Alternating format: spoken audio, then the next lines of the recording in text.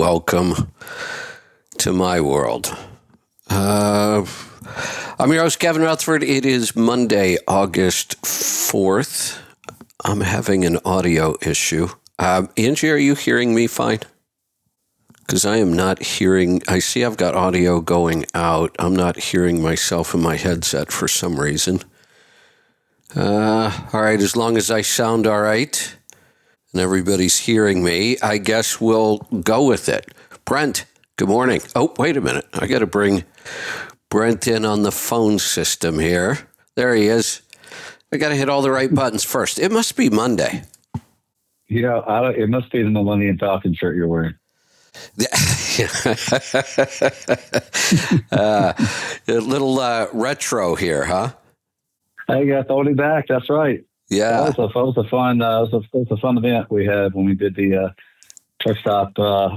I guess it was when they brought out the last three Star Wars series. So yeah, it was a fun shirt to make. I don't know what I did with my shirt that's like that. It's somewhere. So I probably shouldn't be allowed to wear the shirt. Aaron and I came over for that event, and Aaron had a ball. I couldn't break my record, so I chose not to go to the movie, but I'm still wearing the shirt.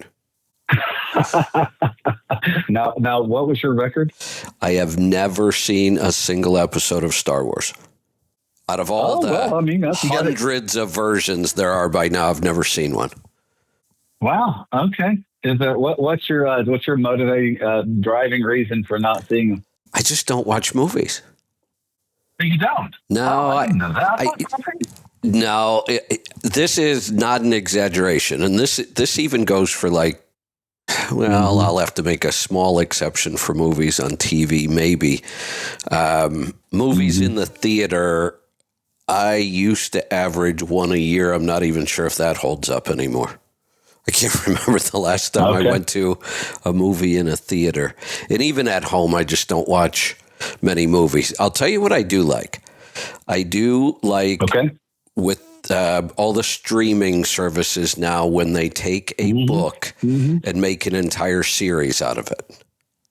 Okay. That I like. The problem with movies for me, they're 90 minutes typically, and you can't. I really enjoy books. I've read books my whole life. In a book, you have time for character development and detailed plot lines and just there's so much. In an hour and a half, you just get none of that. To me, it's just a bunch of fluff and action, and I don't know. I just don't enjoy them. But when they take a book and it's done right, and they do a whole series, then they have time to kind of do that same thing, build out the characters and the storyline, and that I can enjoy. I just don't watch many movies. Yeah. So let me ask you then, do you binge watch like Netflix stuff and Hulu stuff where you can the ones, the series that have where they might have 6 episodes or they might have seasons of people so you like that? So one of my favorite authors is Michael Crichton. He's one of my favorite authors too, but Michael Connelly, who wrote the Bosch, Harry Bosch is the detective in L.A. He's been writing those books for probably 30 years. He also wrote The Lincoln Lawyer. I guess they made a good movie out of that. Oh, yeah. Yeah, so... They made a series out of it. The Lincoln Lawyer was the one with Matthew McConaughey. Right. The movie was pretty good. But the Lincoln Lawyer that they've got on, I think it's on Netflix now, is actually really good. I like it a lot. Well, I haven't watched that one yet, but they did a series called Bosch, and they would take one book and make an entire season out of that one book. And those were really good. Okay. Yeah. No, I'm with you. I'm not my kids don't understand why I don't like Seinfeld and Parks and Rec and all these ones that. Here's my thing. What I determined was the reason I don't like them a lot is that they don't conclude to anything. It's just the same thing every single time. So I got to a knockdown drag out with one of my precious daughters about that. I didn't think Parks and Rec was that great. I mean, it's funny. I've never seen an episode. But it's just not, it doesn't conclude to anything. So it's like So, and I said, she goes, well, Dad, what do you like? And I said, well, I like Law and Order, because every episode starts with somebody's been murdered and they're going to try to figure out what goes on. By the end of it, you know what happened. Right. So, yeah. So that's me. Yeah. So here's another one. You and I kind of grew up in the same era. How unusual was this? I've never seen a single episode of Star Trek either. Oh, now I didn't watch any of the ones that had William Shatner, James T. Kirk. The originals. But I did watch the one, the originals, but I did watch the ones with Jean-Luc Picard, mostly because I was probably a little bald-headed at the time, and maybe I was identifying with that. But no, I thought the character development for the Jean-Luc Picard series was really good. As a matter of fact, it was so popular, they made another series after, because they usually just kind of finish it out and they go to another captain after about 7 or 8 seasons. They actually made a movie about him and his retirement, and 4 or 5.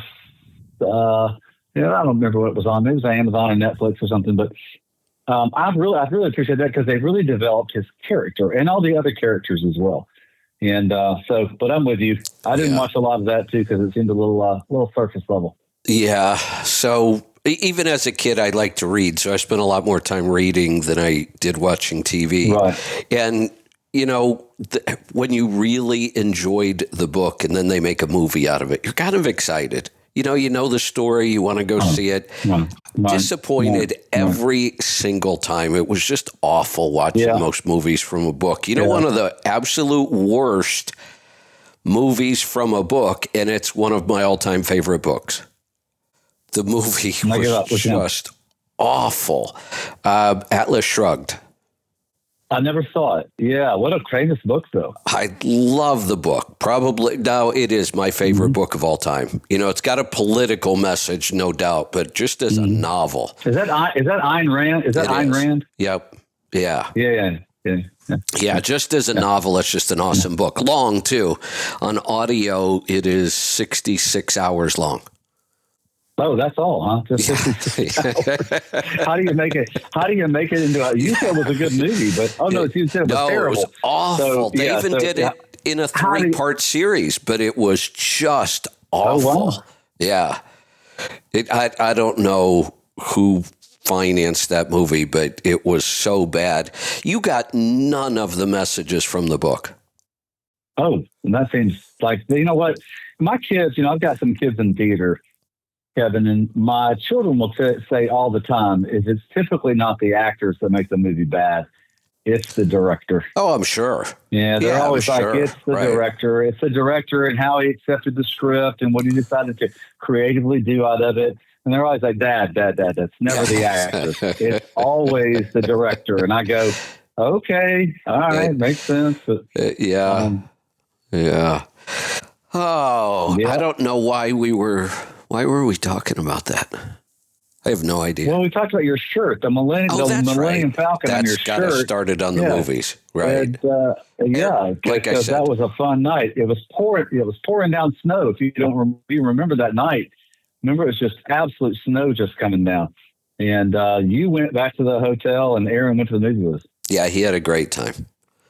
Yeah. Well, we had a great time with him. Who did I dress up as? I can't remember. I dressed up as somebody. I can't remember who I was, but it was fun. Yeah. All right. So how was your weekend? My weekend was really actually exhausted. I was recovering from the week before. I went to Chicago and spoke to a really unique technology company that's moving freight cross-border. I don't know. Have you heard of the technology? It's a load board called Cargado. Is that who founded that? Matt Silver. Here's the logo. That's what I thought. I'm familiar with it because I remember Matt's early stuff, and then I was surprised when he did this. Yeah. Well, the Silver family has a lot to do in transportation with his dad and a team starting Coyote, but it was really fun. He asked me to come up and talk to the team about just my experience with growing Truck Stop over the years, and then our new experience with Two-Sided Marketplace when it comes to what we're doing with Parking Club. And so he just wanted me to come up and kind of talk to the troops about what they're doing and provide some insight and encouragement. And then they asked a ton of questions. They probably had 45 minutes of questions. Wow. Which was really fun. Yeah. And then I went, that was great. And we can talk a little bit more about cross-border freight because this is the first time there's ever been a load board to help with cross-border freight, which I think is unique and could be very valuable. They're growing. I think they've got about 210 brokers and about 1,000 carriers that are moving the freight. Cross-border freight's not easy. You probably know it a lot better than I do. It's hard. Yeah, it is. To do. And then I went down to Austin on Wednesday morning to the Texas Motor Transportation Association annual trucking event. So they're the Texas Transportation Association. I went to their annual conference, and man, that was a fantastic event. I guess when they say things are bigger and better in Texas, they're not kidding around because it was great. The only thing I was missing, I needed a cowboy hat. But it was great. Yeah. So Texas has always had a great association. Bill Webb managed it for years and years. And he did. Bill actually. Yep. Bill's got a lot going on still these days.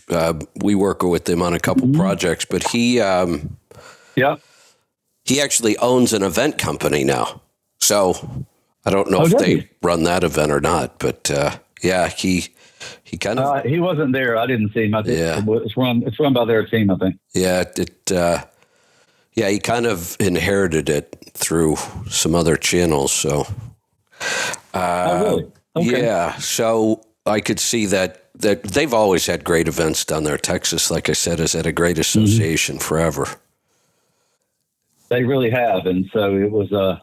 They have a bit. They're very generous. They provide a lot of scholarships for Texas and people that want to get into transportation or supply chain in Texas. They do a big job with that, and then they're just very involved. What I thought was very unique was that trucking is typically an involved industry just in general, but it seemed like these guys were more involved than most when it comes to state associations. And I was just impressed. Yeah. Very impressed by their commitment to trucking, to transportation, to making sure that the transportation and trucking industry is seen as a quality place.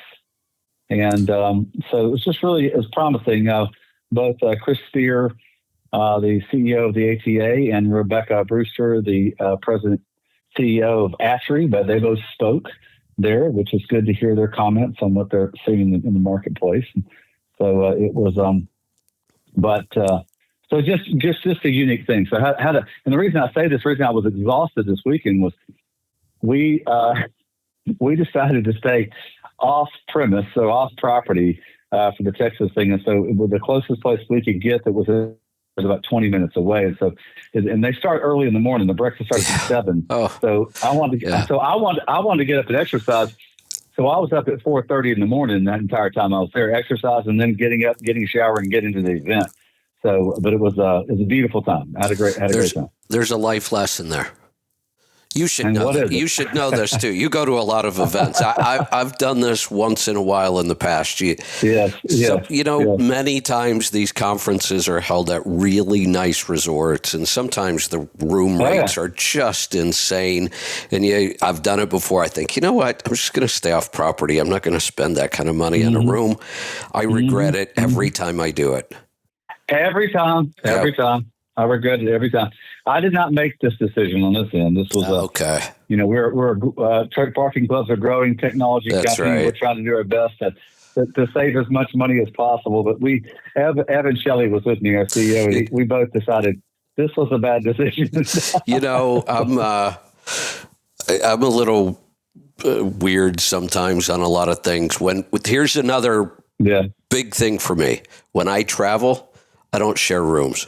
It's just not going to happen. Oh, yeah, we don't share them. Yeah. Not going to happen. You know what used to make me crazy? So the year after I sold my accounting company to ATBS, and I worked with them for a year, and I was out in Denver, that was also, they had a private jet back then. They realized that was... Oh, yes, I remember. Yeah, so... You know how expensive private jets are. They finally had to give it up. It's not even the cost of the plane, which is several million. It's the pilots and parts and inspections and insurance and all this other stuff. So they were spending an incredible amount of money to have this private jet. But every time we went to conferences, they shared rooms. And I'm like, yeah, it's not going to happen. I'll just pay for my own room then. So that always made me a little crazy. We don't do that. We don't overshare rooms, but certainly the Airbnb was a 3-bedroom Airbnb. You know, that so I like.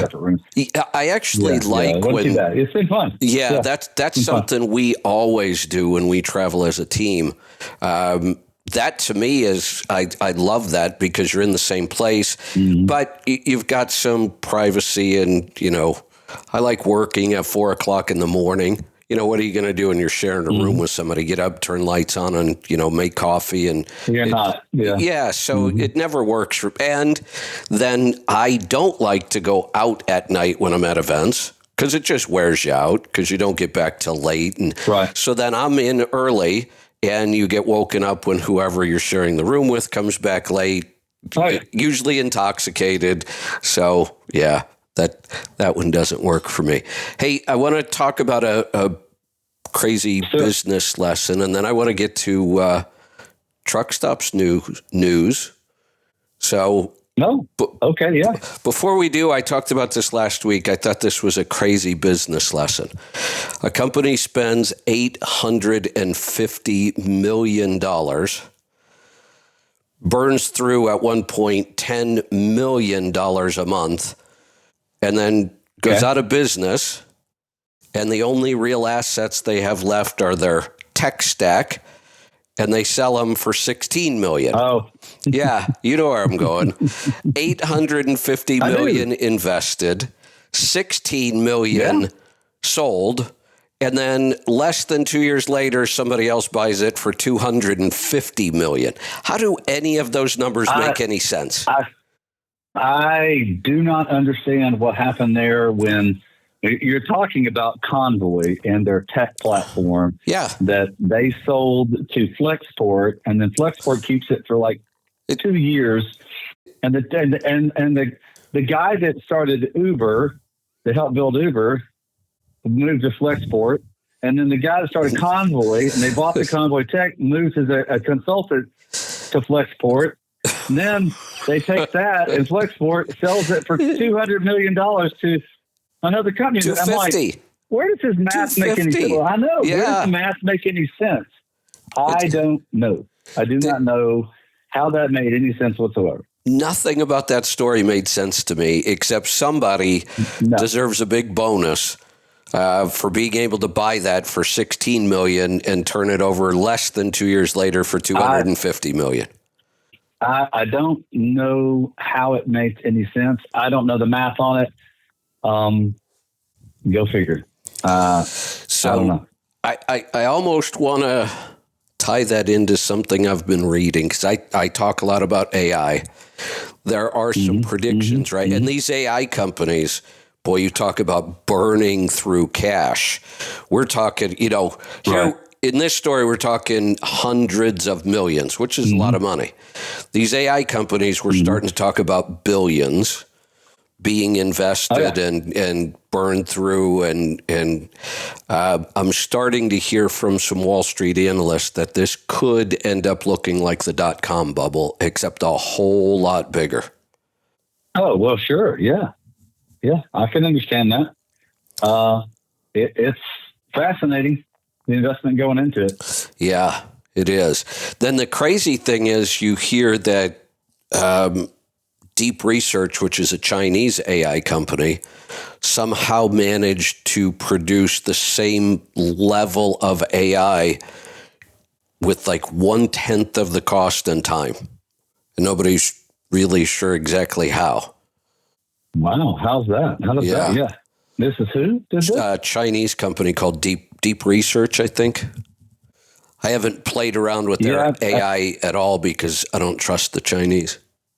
Yeah, well, I mean, that's the issue. We learned this after the COVID, the pandemic, which is, do you want to be beholden to a country or any entity that doesn't have the same sort of virtuous character goals that you do. And that's the problem. It's not that you can't get things done effectively in China.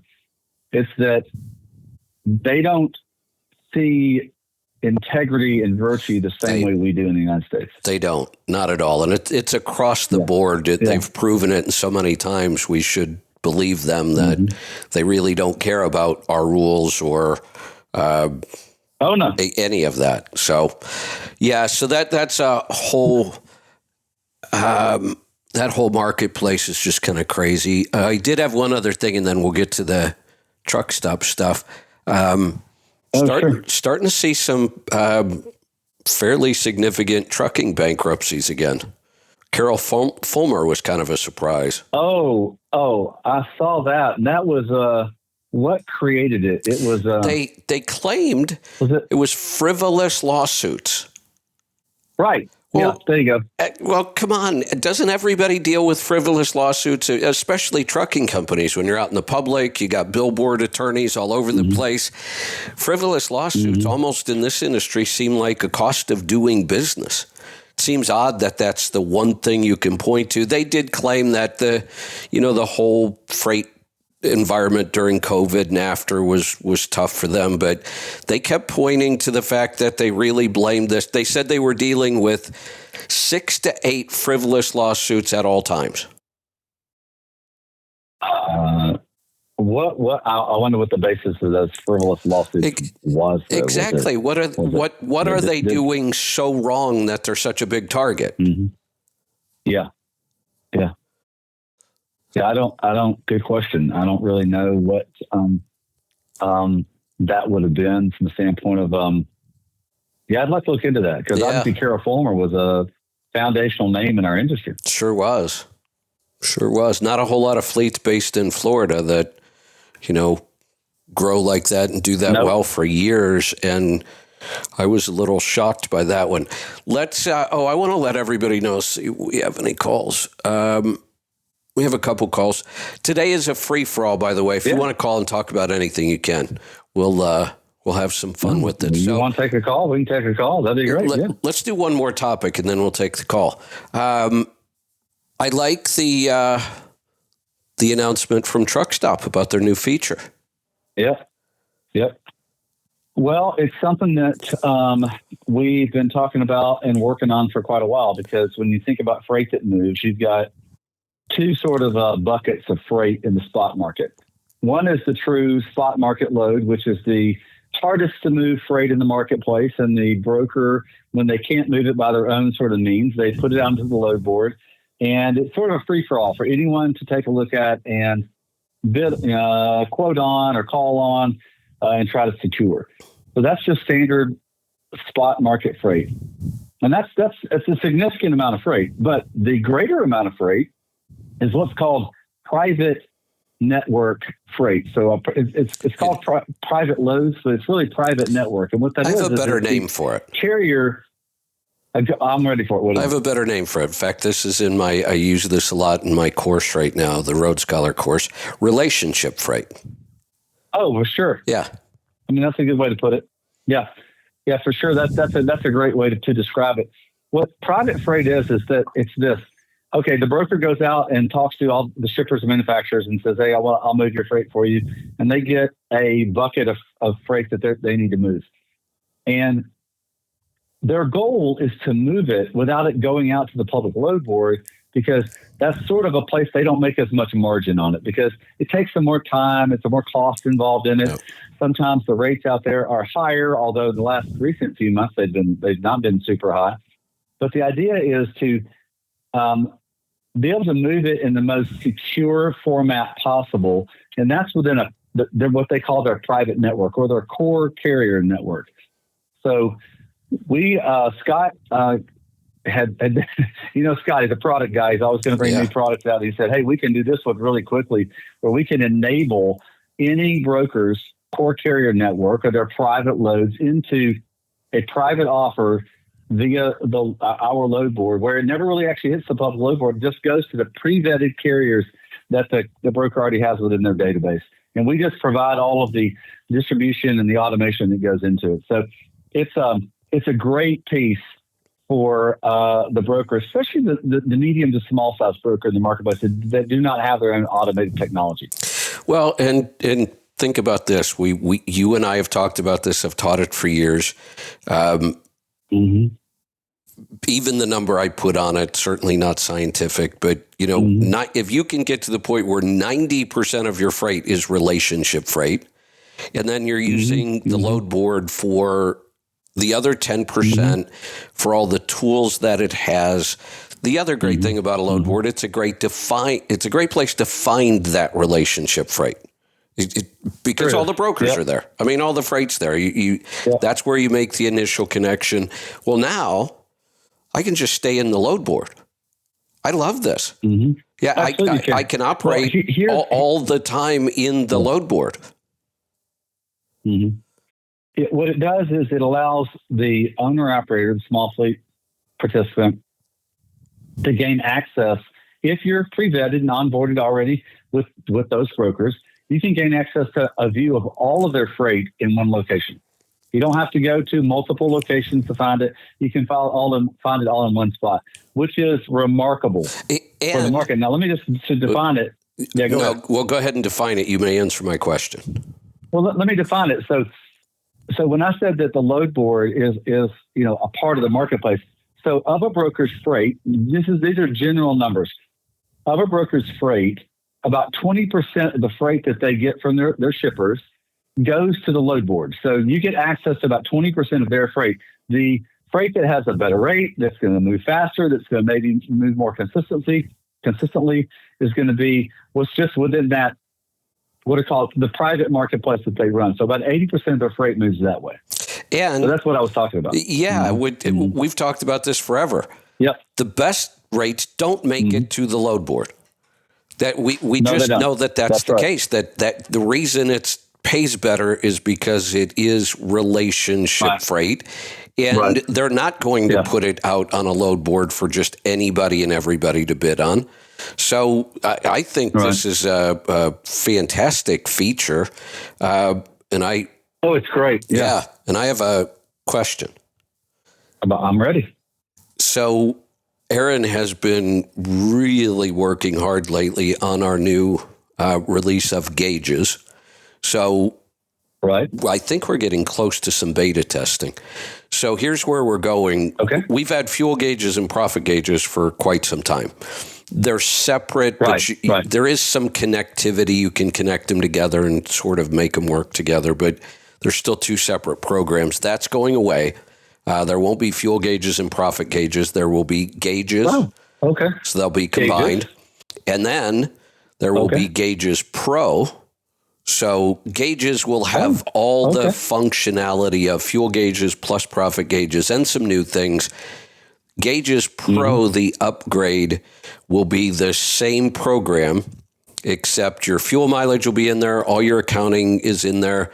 Gauges Pro will use AI to analyze all of it and make recommendations real time based on your situation.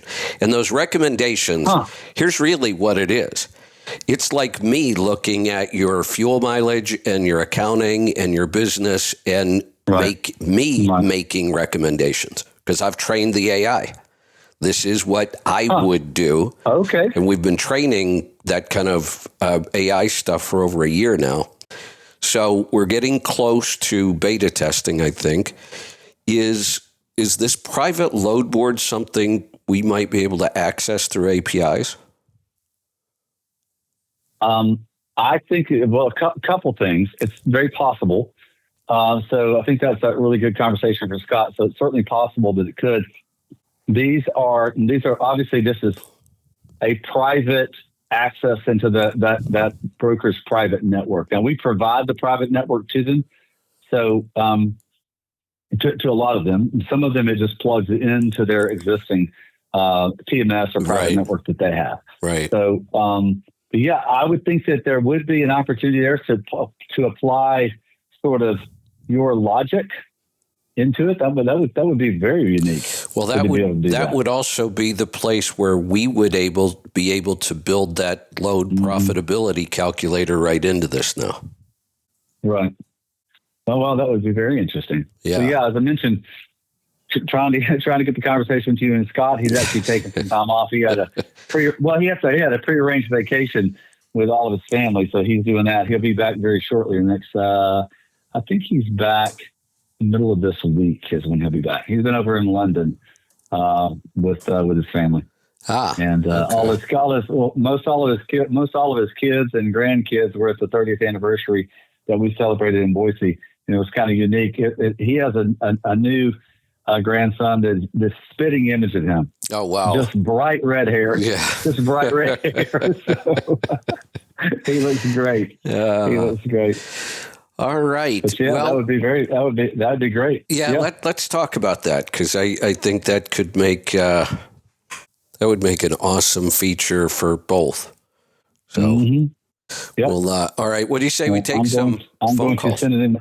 Let's do it. I would love to. Let's do it. All right. Let's go to California to get started today. Mike, welcome.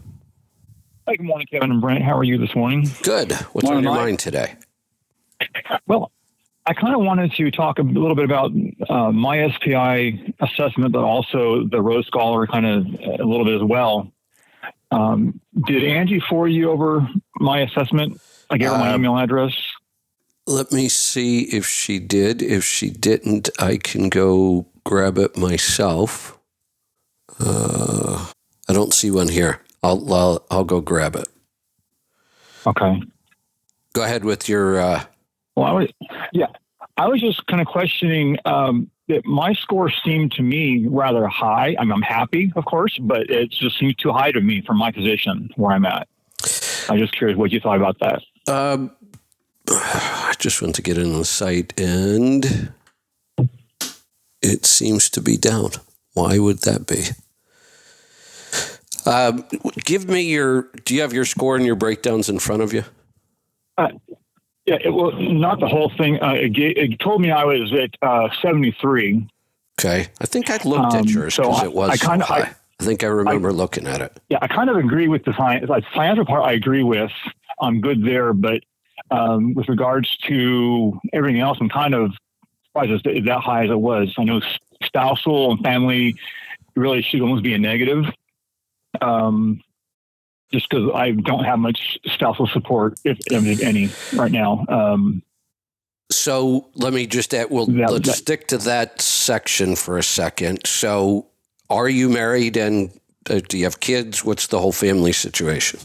So what it is I'm married, 2 kids, both adults. Our youngest is out away from home. Our oldest is going to be living at home with us full time. She is permanently disabled with autism and developmental delays, and mom is her caregiver. And so right now, currently, if I do any kind of overtime work or Saturday work, it's a real sticking point at home. It creates a lot of contention. So this was a real challenge when it came to scoring the whole scoring algorithm on this, because we didn't weight this part really heavy, partially because if somebody is single, then you almost have to have 2 kind of scoring systems, and it started to get complicated. So I consider this a fairly important part, but we didn't weight it as heavy as maybe it should be. Financial is by far the heaviest weighted. So if you did good on the financial, that goes a long way towards raising your score.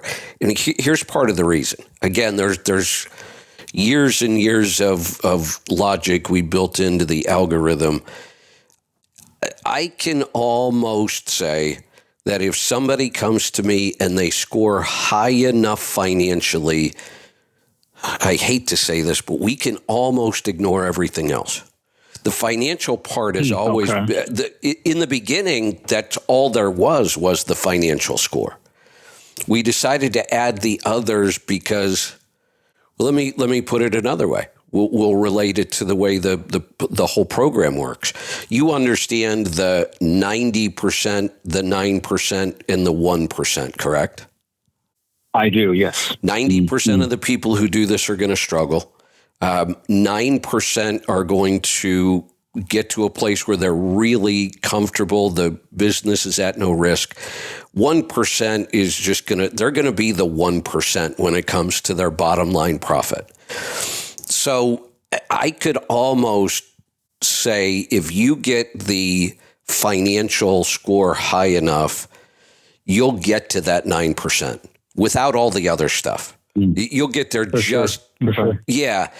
To get to the 1% is where all of this other stuff comes in, the market intelligence, the support, all of those things. So that may help explain why, and I still can't pull your score up for some reason.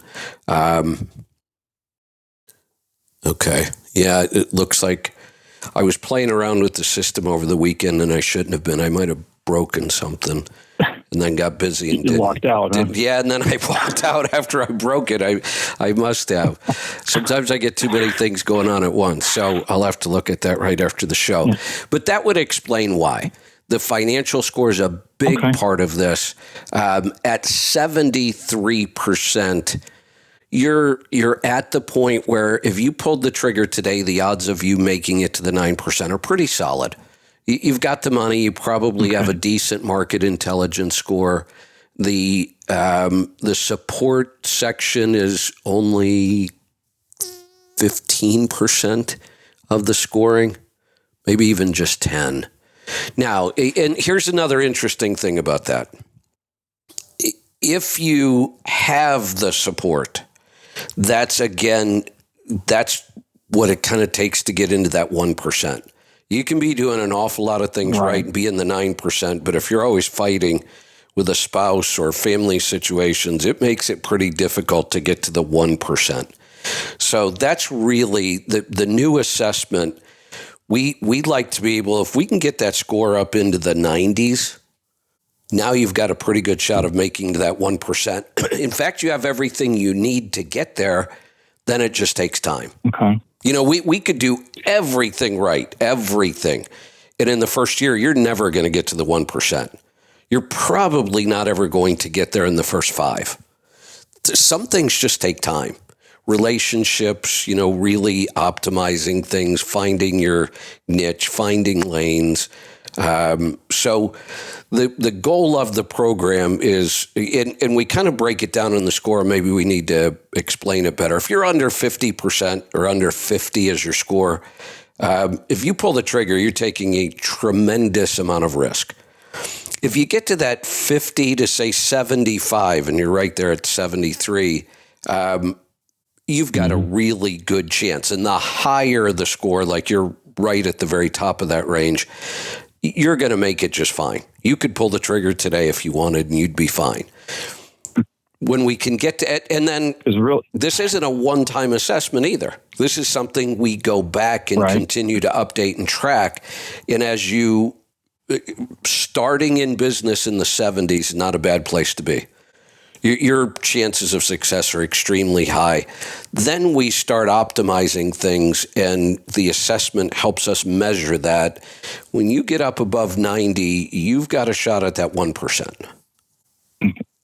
Yeah, because my whole market intelligence and relationships comes from the market industry, from Brent when you come in on Mondays, and then I have all the other co-hosts during the week. Those are my resources that I listen to. Excellent. Yeah. Well, that's why you're scoring high there. Based on that knowledge. Right. That's why knowledge was answer with that information. And then my standout, I kind of don't really. It's not me, but I'm learning to embrace it. Okay. What is it? Being the influencer pioneer. Oh. I'm like, I didn't answer the questions. I didn't answer questions very thoughtfully. I just kind of took your input when you first brought it out. Your gut instinct. That's the way you should do it. So I just fired off. Really? I didn't think. I just answered. They even write the questions. Like, interesting. Yeah, they even write the questions to almost force that, or at the very least encourage it. It's very well designed. They ask very similar questions, multiple ways. They're really, if you overthink those questions, you're going to get it wrong. It's one of those that you should just be able to recognize that choice that's yours. Influencer pioneer is considered, kind of the consummate entrepreneur. That's a pretty rare combination. We don't see it often. I don't see it as me, but I'm kind of, I read the whole report from the Standout. I'm like, well, okay, I'll start embracing it and just start. So remember this, accepting it. That it's not scoring what you're good at right now. It's scoring what your personality dictates that you could be excellent at. That's really what this is doing. This isn't saying these are your skills. This isn't some sort of skill analysis. This is a kind of deep personality analysis to say, with these personality traits, if you develop them, this is what you could be excellent at. Sure. Yeah. So Mike, one of the ways to look at this is like, and I go from like ancient scripture stuff, sort of things like there's the bent of a person. In other words, what do you go to that feels effortless? Like, I'll give you a for instance. Kevin and I have talked about this many, many times. If you ask Kevin and I to go open up Excel and start creating spreadsheets, you're probably going to get really old before you get what you want out of it, right? Because it's not our bent. Our bent is for creative ideas. Our bent is for communicating opportunities and ideas in the marketplace and that sort of thing. We that's where we naturally gravitate towards. And so that's what Kevin's talking about. What do you naturally gravitate towards? And then build off of that. Because I say this to my kids all the time, don't ever try to major on your minors.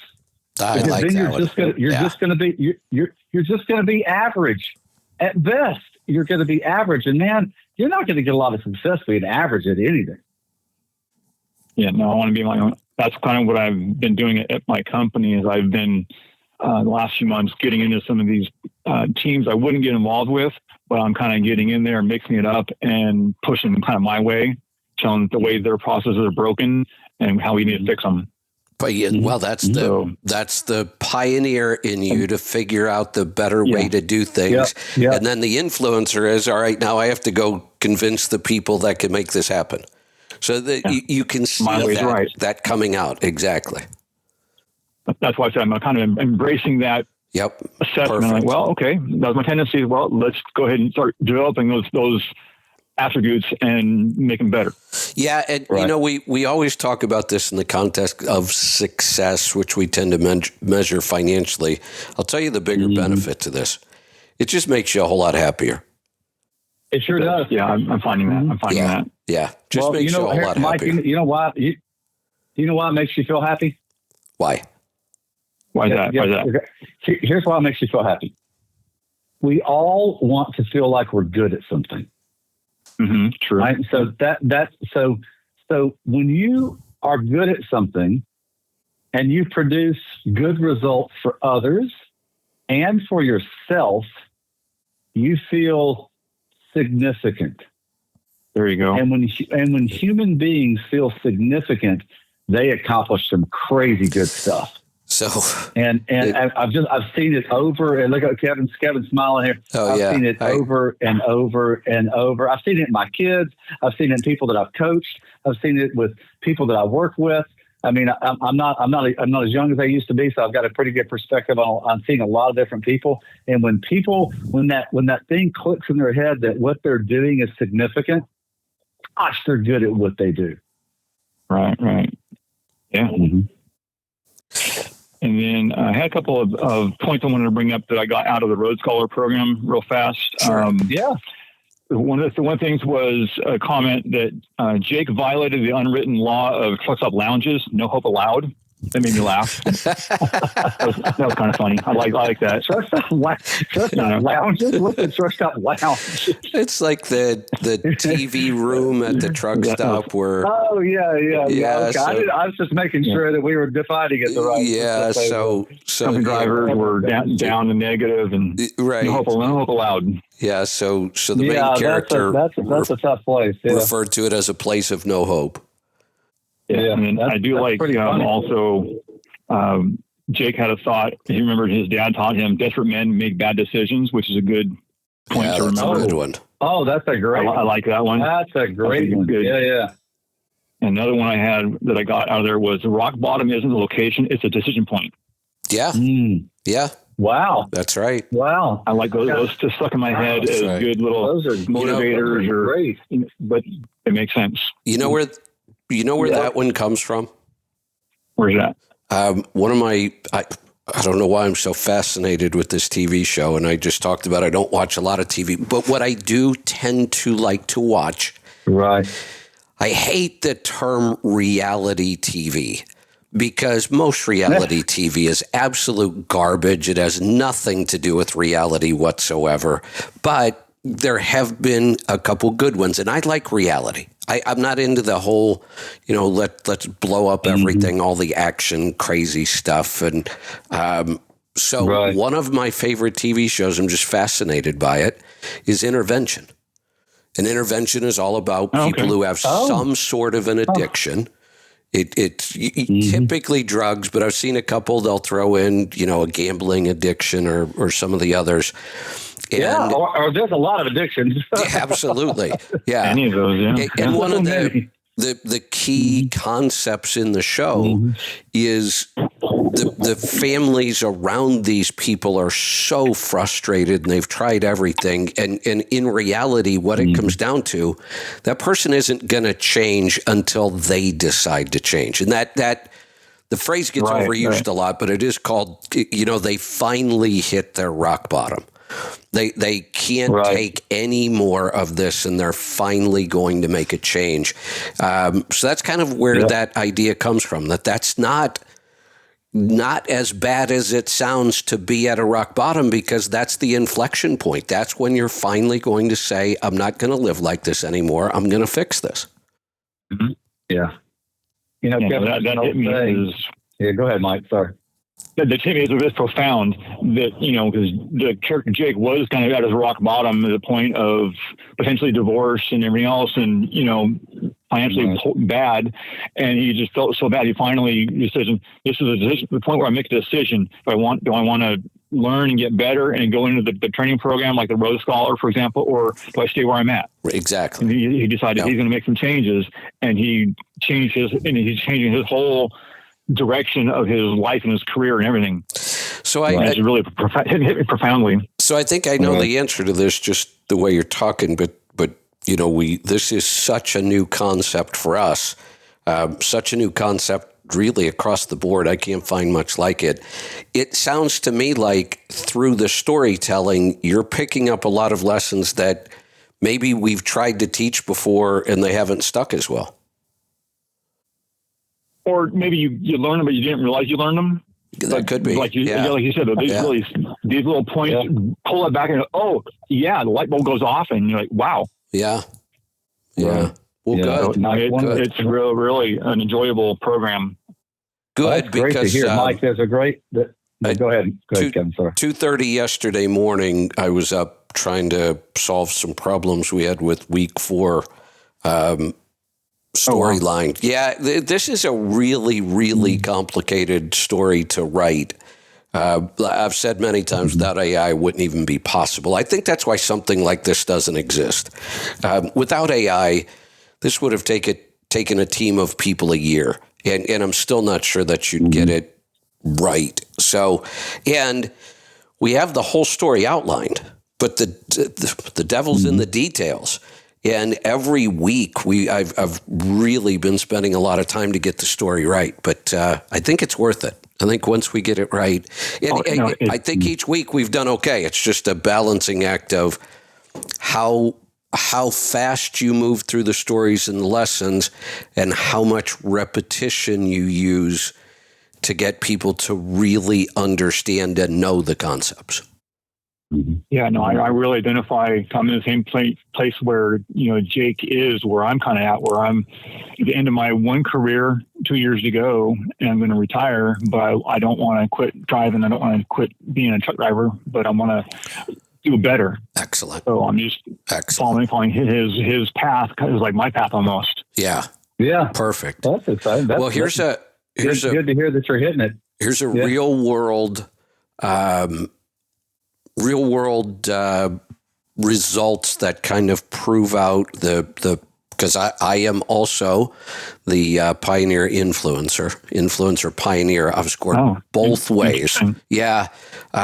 Twice I came up influencer pioneer. Once I came, and I'm an introvert. Well, here's a great example of it. I don't know that I've ever worked.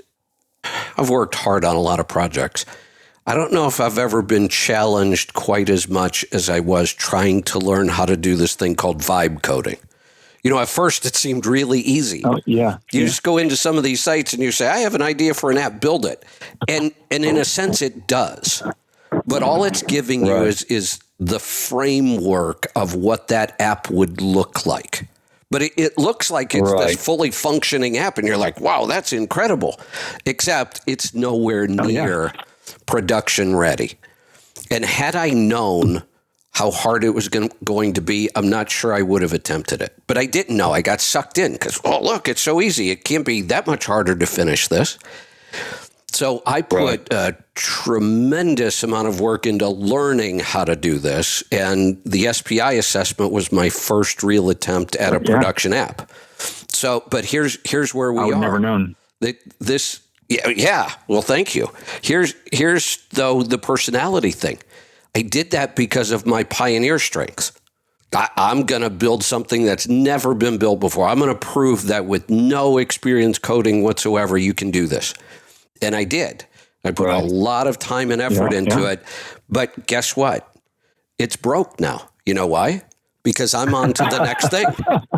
I hate the part of, what do you mean I have to maintain it? I built it. I don't want to maintain it. I want to go build something new. Oh, gosh, I tell people this all the time. On the next project. Yeah. I tell people this all the time. I have had conversations with billion-dollar companies that are in the brokerage space that built their own tech. And they're like, can we partner with you? Because technology is really hard to maintain. I go, I've learned you all, but it's really hard. It's just really hard because it's like anything in life. It's like a garden. If you water it, weed it, and take care of it, it produces great. But if you don't do that, the weeds will overtake it and you can't even get anything good out of it. Technology is the same way. Yeah. And Brent, you were talking about spreadsheets earlier. I'll build them all day long. Yeah. I love the challenge of, building the spreadsheet. The day that it's finished and now it needs somebody to enter the data, that's not going to be me. Oh, I know it's not. Yeah, that is. Amen. I'm in your court. Yeah. So I what I need to do, because this is why the assessment is so powerful. You can recognize these things and where you're going wrong. I should have immediately turned this app over to somebody to maintain it, not me. And I didn't. I just kept thinking, it's there, it's running. I'm on to the next thing. That's going to change today. I'm going to give this to somebody else and say, here, we need to test every day. Yep. Because that's just not my thing, and I shouldn't even spend any time trying it. Right. For sure. Yep. Been there. Yeah. Hey, Mike, I want to give you one last quote, Mike. I want to give you a quote and it's been really great for me. And because, it's like we all have talent. You've got talent. Every person listening today on this call, in the tribe, you've all got talent.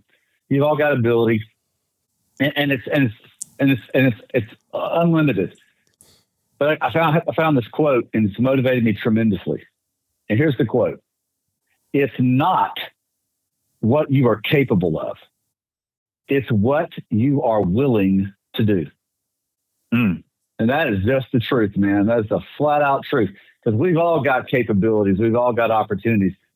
What comes down to the difference between success and frustration is, what are you willing to do? What are you willing to sacrifice? What are you willing to learn? What are you willing to go and apply yourself, with zero desire to give up? Where are you in that process? Because if you've gotten to that process, that part of the process, then you'll find success because you're willing to go do it. That's big. That's big. Well, it's what you're willing to do. Deeply. Yeah, it's like Kevin says, do the hard work. Yes. Yeah, dude. He ends it every single time. Do the work. Do the hard work. Yeah. I wrote it down. I'm going to say that one, Brent, too, Brent. Thank you. Good.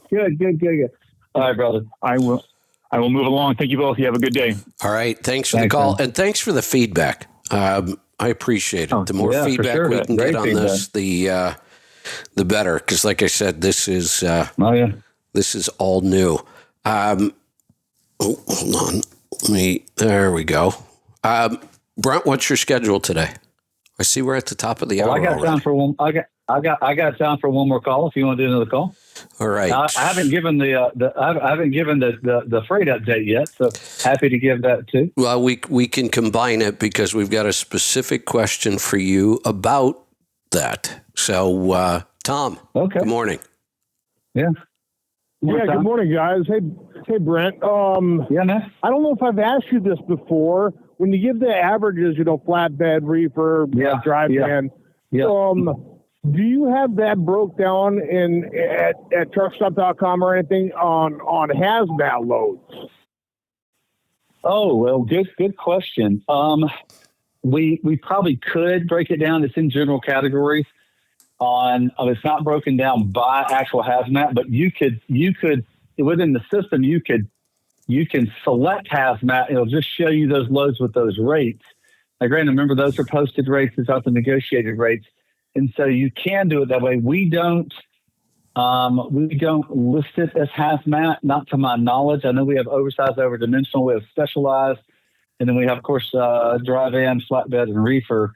But we do not do hazmat. As far as it specifically when we state it like each week, but you can set that in the system where you say, just show me hazmat, and it'll just show you the loads that are in there. They're by that category.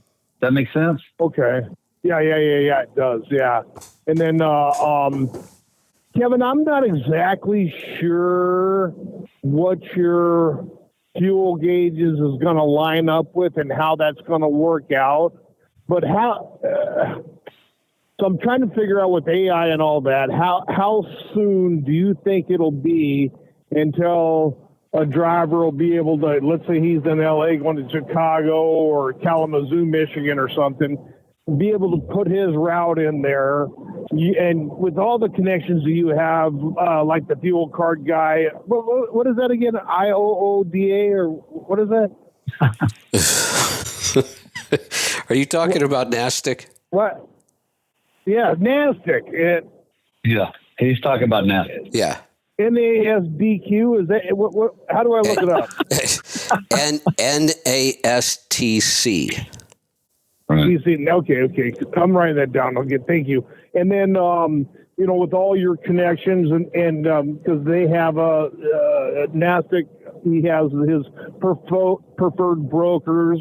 And then now you have Brent with truckstops.com where it will show the truckstop.com, truckstop private networks. Truckstop locate. Mm-hmm. You know what I mean? Yeah. And how soon will all that be able, do you think, to be able to put onto whether it be one app or if you can plan it beforehand, where you have all that information in one spot. So it's Aaron has the truck parking club is what I was trying to say. Oh, truck parking club. Okay. Aaron has built the truck parking club in there. Yeah. The entire framework on this. So that it's all laid out. It will be one app. That is another real benefit to coding with AI. Building a single use app is fairly complicated, just an app that does one thing. An app that does two things gets significantly more complicated. An app that does 10 things gets beyond my mind's comprehension to even figure out how it all works. When you see now, I get to see the background. Even though I don't know how to do any of this stuff, when you're vibe coding, you can sit here and watch what the AI is doing. You're watching every file it writes, every problem it has to solve. And it is, I can't comprehend how any software works. It is so complicated. It's amazing to me that anything works. But now it is possible to build apps that are far more complicated than what you see, except in the largest enterprises today. So all of the framework for what you just described is already in the app and a whole lot more. And now it's just a matter of building out those connections. And my current project that I'm vibe coding is a health assessment. And it's going to manage our entire health coaching from start to finish. And that is far more complicated than almost anything I'll do on the trucking side. So I'm kind of starting with the big rock first.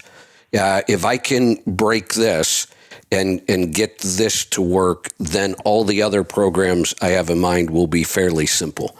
You think about how complex the human body is and all the variables. I'm building a program that could analyze health data better than 10 of the top practitioners working together. I mean, that's really what AI is capable of. We just have to build that. And I want to say I'm fairly close, but I was close on Friday, and I probably put another 20 hours into it over the weekend, and I don't think I've progressed at all. I'm at a sticking point that I've probably got to take a couple days, step back and try to figure it out. I know it can be done. I absolutely know it can be done. I can't figure out why my app won't do it yet, but I'll get there. Once I do, the other stuff's going to be fairly easy. Yeah, it'll be fairly easy. You'll just be able to sort of add them. Is this going to be like the interactive type of? Yeah. So just as an example, what AI would be able to do on fuel mileage. We tend to look at one fuel mileage at a time, or we look at a 30-day average or a lifetime average, and averages can be deceiving. It's why our app also shows your highest and lowest during that period. The problem is there's 1,000 details in there.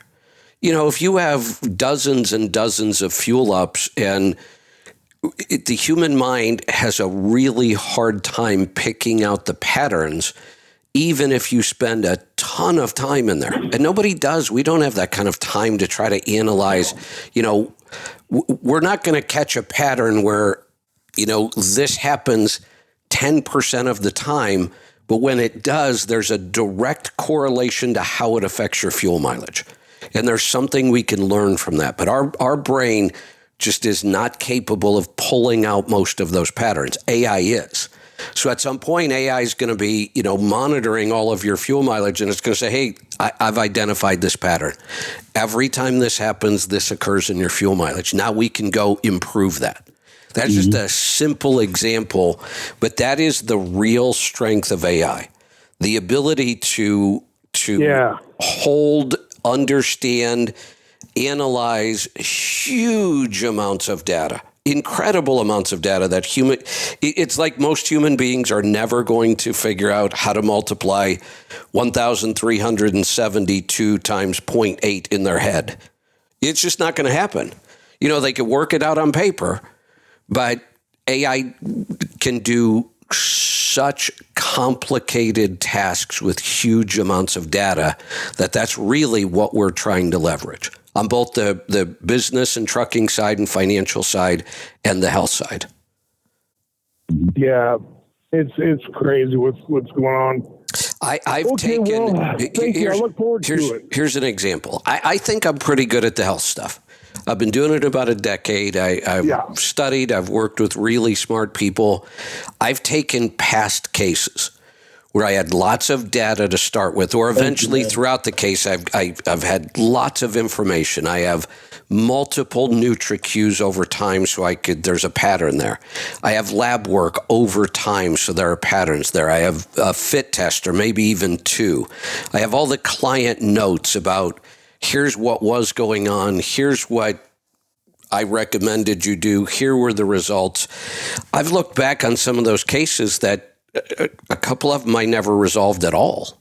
And we have a couple of the people that I've sent to Dr. Wolfson thinking, he has a whole team and he does this every day and they'll figure this out. And they didn't. And I've run those cases through AI. AI identifies the root cause. Isn't that crazy? Yeah, it is crazy.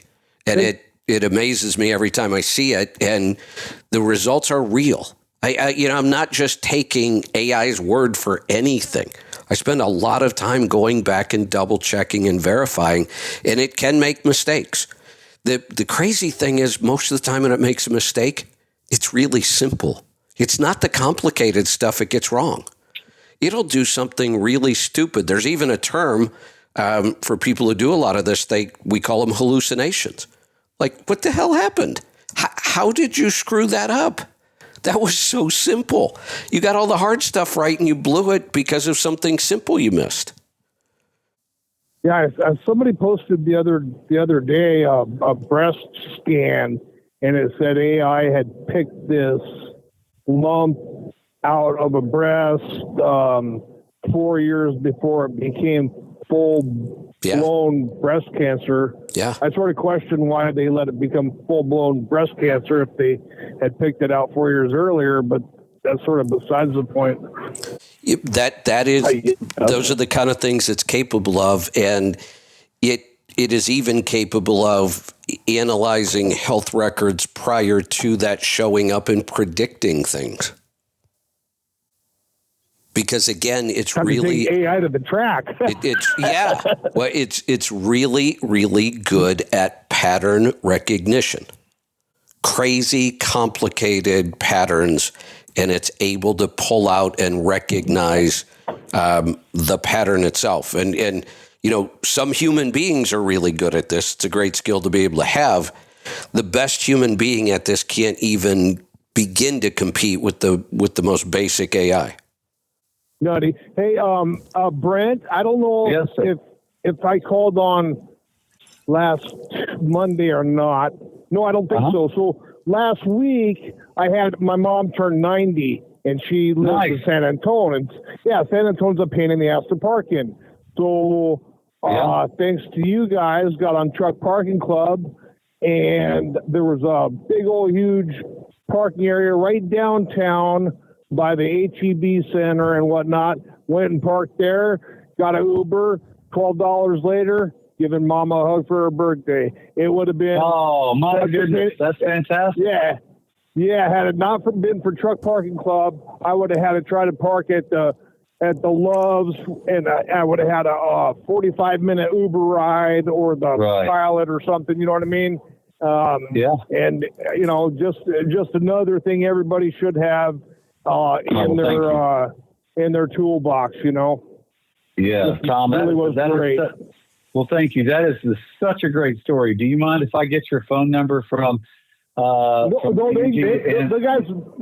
guy. Go ahead. The guys have it. Use the promo code Idaho20 for your first parking. There you go. For your first parking with Truck Parking Club. But that was great. Hey, Tom. Fantastic. I love it. Thank you, man. I'm assuming the number that pops up on caller ID is your correct number, right? Oh, yeah. All right, Brent, I'm going to text it to you right now. I was going to put you back in the queue, and thank you. Yeah. I thought I can do this easier here. Real quick. Thank you, man. I appreciate it. Yeah, thank you. That's all good. I should have put that in the review of that place, but I didn't. Well, I'd love to talk to you. Yeah. I get it. Yeah, thank you. Good news for anybody. Just a PSA out there for Indiana roads from mile marker 4 to mile marker 8 on 465 West. It's absolutely beautiful, but that's all they got. That's the only part of the whole state that's got a decent road and spread. And so you have 4 miles there. Don't get too used to it, brother. Yeah, there you go. Just back on the old shit after that. Just a little teaser. That's all. This is what our roads could be like if we were competent. Yeah, that's what they're saying. Well, how come they lay them?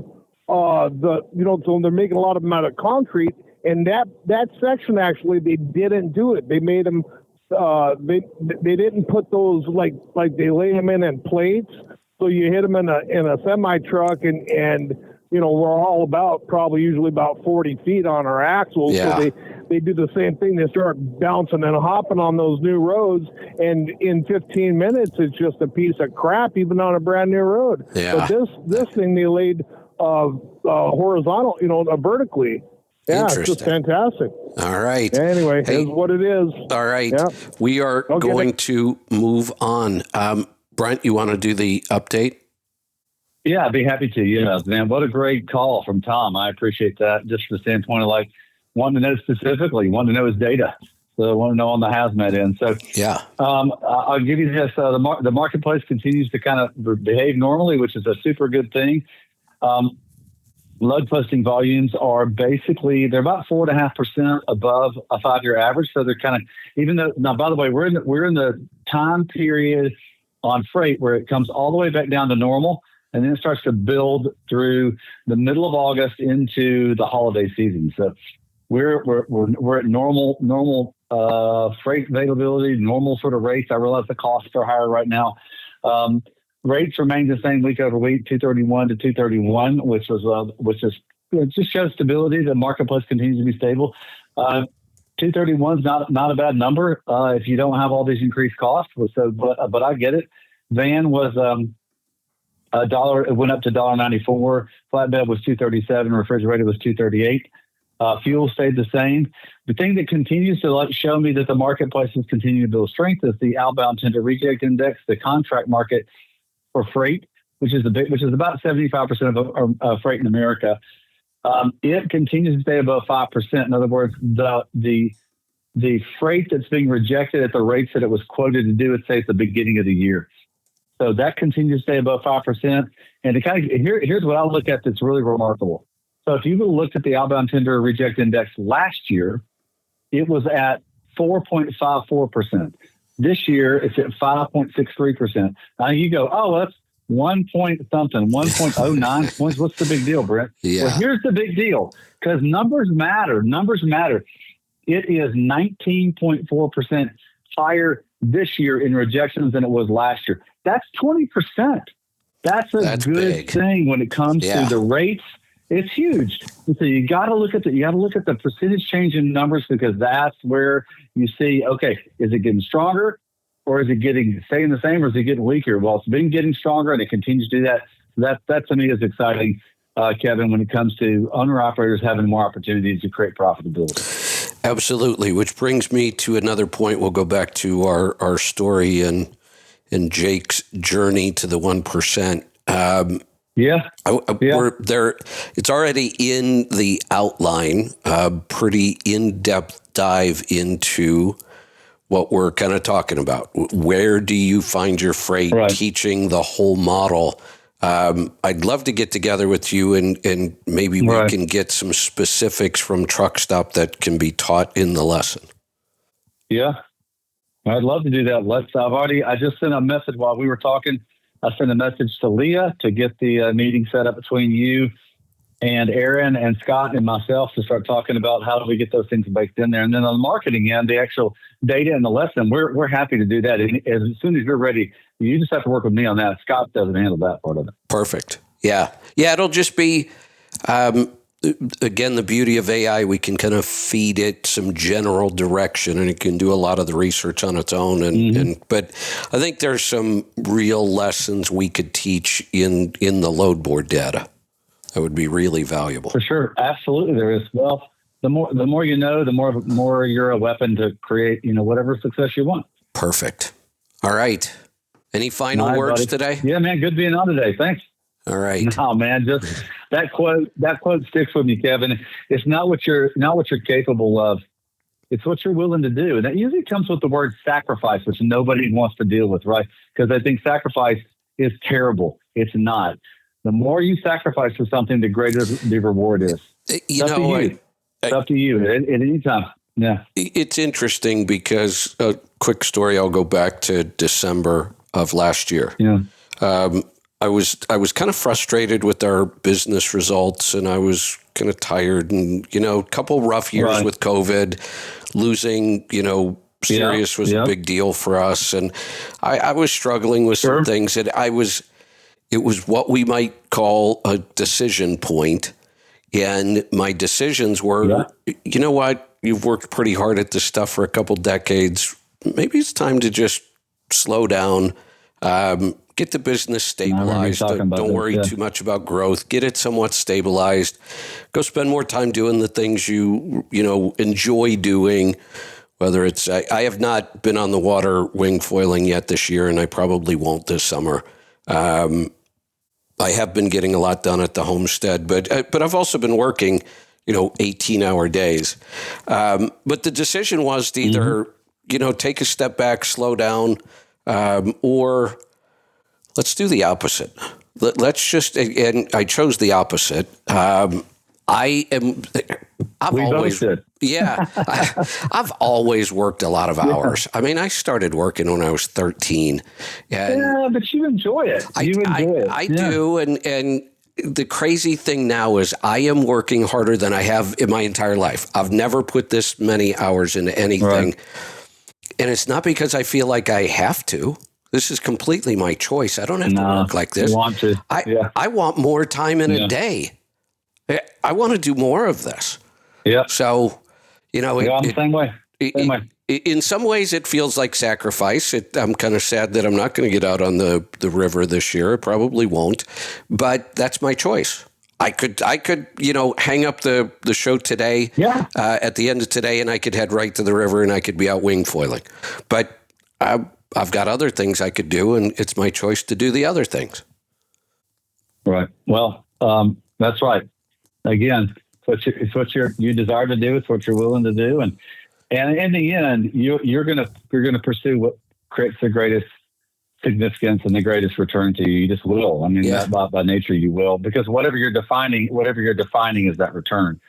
So right now, for you and me, it's basically sort of a recommitment to what we've always been wanting to do, which is to continue to help owner-operators create great businesses. And so that's what excites me. And so, I mean, whoever would have thought I would have been trying to help build another technology company. Exactly. But you know what? I'm having more fun today. I'm having more fun today than ever. There you go. Than ever. And so it's great. Perfect. All right, man. All right. I'll catch you next week, my brother. Talk soon. Take care. Thanks, Todd. All right.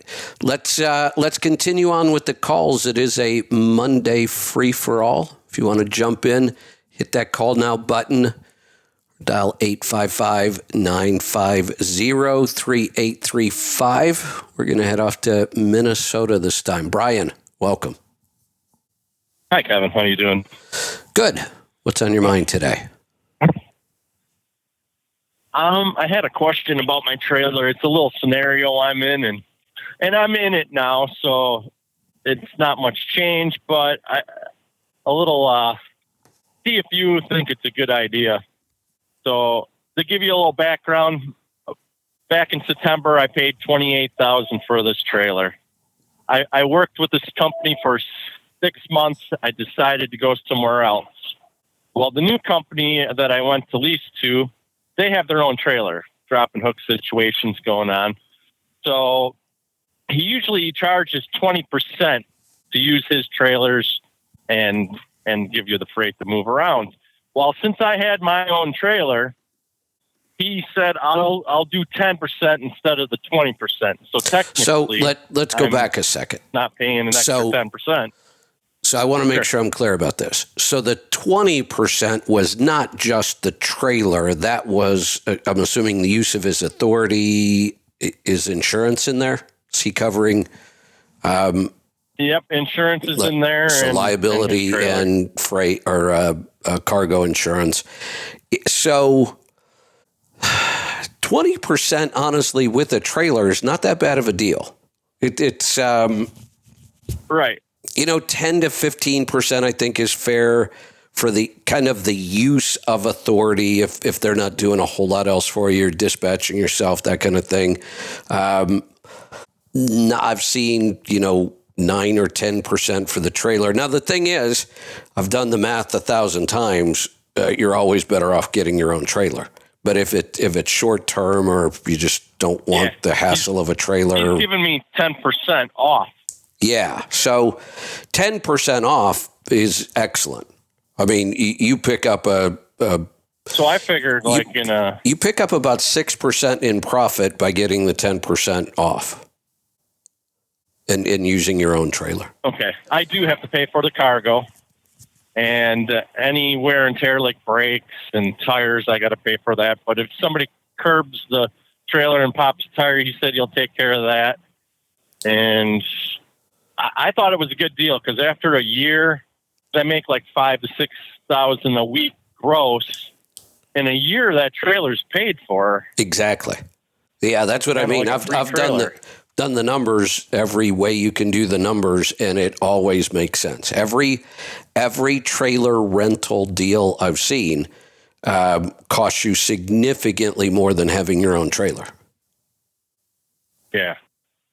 Well, that's good to know because a bunch of my friends kind of ridiculed me about it, and I didn't feel very good about my decision. And they're like, "Oh, in a year, your trailer could be junk," which is true.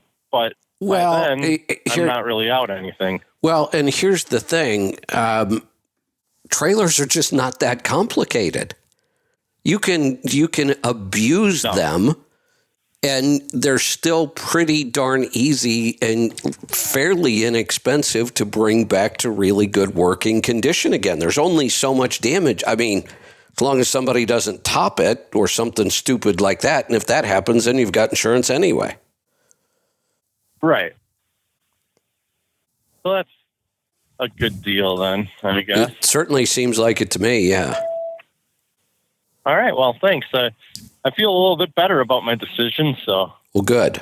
How other people can be. They think you're just the stupidest person in the world for doing that. But yeah, that's exactly right. I was looking at it as the trailer's going to get paid for. Yeah, just another opportunity. All right. Well, thank you. You're welcome. Thanks for the call.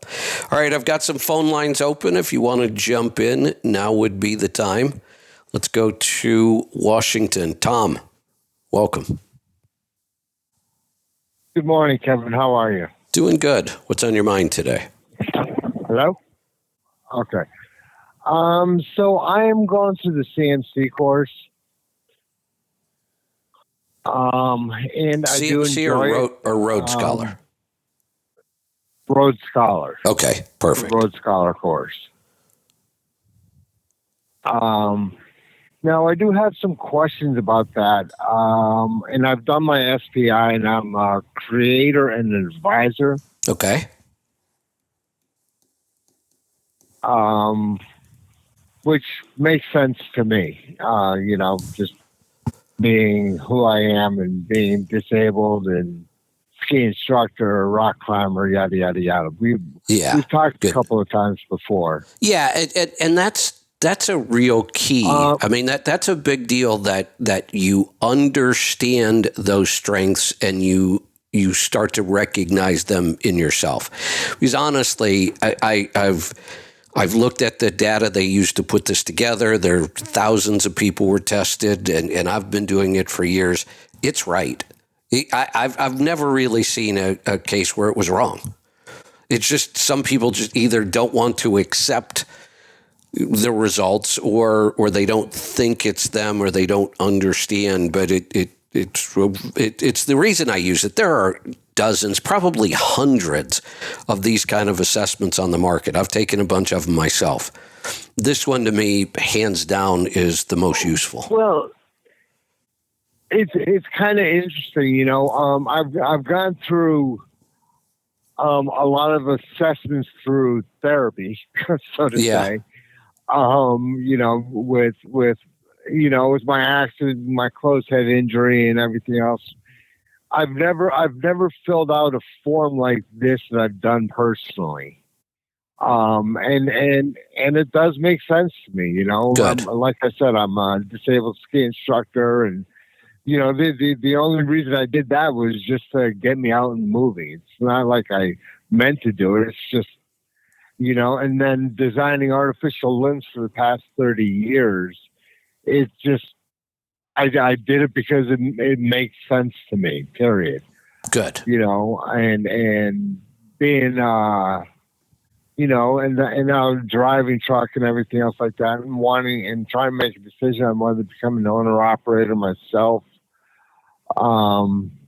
is why I'm taking this whole course and going through the 7 steps and everything else like that. Excellent. Good. So what my questions are really about in the course, you know, and I keep on buying all the books that you're recommending, and then, you know, I listen to the books and stuff, and then I try and put it back. It's like, holy shit, there's just so much work to do, and it's very overwhelming in my head.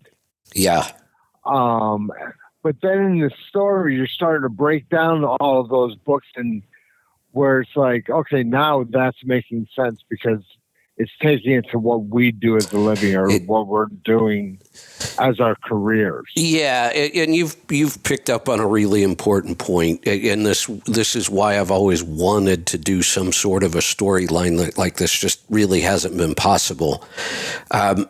2 things we're doing different than just reading one of these books, and I picked my absolute favorites out of thousands of books that I've read about business, you know, over 40 years. Which books have been really effective for me. And so we built those in. The difference in this story, in this course, between just reading the book is, one, we apply it to real world. You know, sometimes they give you some examples in the books, but they try to put as much information into the book as they can. Sometimes it's information overload, and you don't see how to apply it to real world situations. So one, we're applying it to real world. That helps you understand it. Exactly. But we're getting even more specific. In this course, we're not just applying it to real world. We're applying it to real world as a truck owner. Specifically, in this situation, this is how you use this lesson from this book. And it's weaved into a story. And in a story, we can create repetition. So you hear it enough times that it really starts to sink in. This is our first real attempt at this, but I think we're on to something. I think this is a great teaching model. Yes, and that is something, you know, because I've been listening to you for like past year and a half or so. You know, and I've gone through the old CMC courses and stuff, and you know, and things are changing, and I do like the story concept. What my thing is I get so overwhelmed or overloaded, and that's part of my creator personality, advisor personality, and stuff like that. Which makes sense. Which means I just need to slow down and relax a little bit, and you know. But what I am questioning, or what my question really is there paperwork, is there diagrams where I don't have to try and write down, take notes, because I just don't have, I don't have the time. Right now I'm working agricultural, and we're doing 14, 16-hour days, 7 days a week. So let me tell you what we've got. And we will constantly work to improve this, and your feedback helps, and we can get even more feedback. We have the course itself. And I have been talking to Aaron about it as well. Okay. And when I'm done with you, I'm going to put you back on hold, and Angie can help you with some of this. We have the course itself in the tribe site where all of these lessons are written down and presented more like a traditional course to go with the story. And each week we've been creating resource guides. So specific written material about that week. So I will put you, when we're done here, no hurry, I'll put you in the queue, and Angie can make sure you understand where those are, what they are, that kind of thing. And if there's something like you just mentioned, if you have a specific idea of something we could create, just let us know. Right. And I have spoken to Aaron about this before. And you know, and like you said, this is all brand new. This is all just coming out. And the whole, I'll tell you what I don't like is that little kid, that Stars, his voice drives me absolutely nuts. So I completely agree with you 100%. Here is our limitation. I spent hours and hours going, and I don't have time for this kind of stuff, but I didn't want to put it off on anybody else. Going through potential voices for a 10-year-old boy. They all sound like that, and it's annoying. I even tried to edit the voice myself because there's a little bit of control you have over it, and I actually improved it a little bit. It's either he sounds like that or he ends up sounding like an adult, which really gets confusing. But I am working on that. I am trying to find a solution because I agree with you. That is the most annoying voice. I even gave I'm not really building the story and the content. Aaron's doing most of that now. I want him to play smaller and smaller roles so I don't have to listen to that voice either. I agree. you know, it's just something my father would have been backhanding me, flat my ass. Oh, no doubt. Yeah. Right. Yeah. Oh my God. Yeah. No, I agree. We're working on that. It's just a different era of growing up. Yeah, that's for sure. You know, it's just, but whatever. You know, yeah, because I even, you know, as I'm driving down the road and I'm listening to stories and I'm listening to how they're explaining things and everything, I think of you and I know, I don't know how you're making the story. And I'm like, I'm wondering if Kevin's reading all of this himself. Is he actually one and then just changing the voice and doing, you know, so it's funny when you're on the road driving that long. Oh, you just think of all kinds of crazy things. No, and I'm glad you're picking that up because here's the process on how this is built. I've been training AI for well over a year now. I feed it everything I've ever written. I feed it audio from the show. I feed it audio from my coaching calls, from any webinars I've ever done. We feed it everything, and it learns how I think about things. And again, its strength is that it can take huge amounts of data, you know, hundreds of hours of audio of me talking, answering questions, and it learns it all, and it recognizes patterns. And we got it to the point where if you ask this specific AI agent a question, you'd swear it was me answering it. That was the point. So when it creates this story, it's doing what I wish I could do. I wish I had the ability to sit down and write a story like this. It's able to, but it should still sound like me. You should see, and clearly I see the patterns, and I edit every word of every story. We don't trust AI because AI hallucinates. So if you ever catch something in there and go, wait a minute, Kevin doesn't say that. If you catch it, it's because I've missed it somewhere. Because it does. It hallucinates once in a while. I'll look at something and go, here's an example. Here's a great example. We have clear instructions on this whole story. We have the entire year outlined. We know exactly each week when things are supposed to happen. Out of the blue, AI decided that Jake was going to get his truck sooner than we had talked about. And at first I read it and I thought, you know what? It's not that big of a deal. Still fits the story okay. I'm going to let it go. Because sometimes you start feeding it too many instructions and you start chasing things in circles. So I thought, you know what? It's not a big deal. I'm going to let that one go. Still works.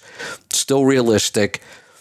The very, 2 paragraphs later, Jake is signing a lease purchase program, which I have very clear instructions about everywhere, and I've trained AI on this. And the next day, him and his friend were starting a brokerage. That was a total hallucination on the part of AI. Yeah.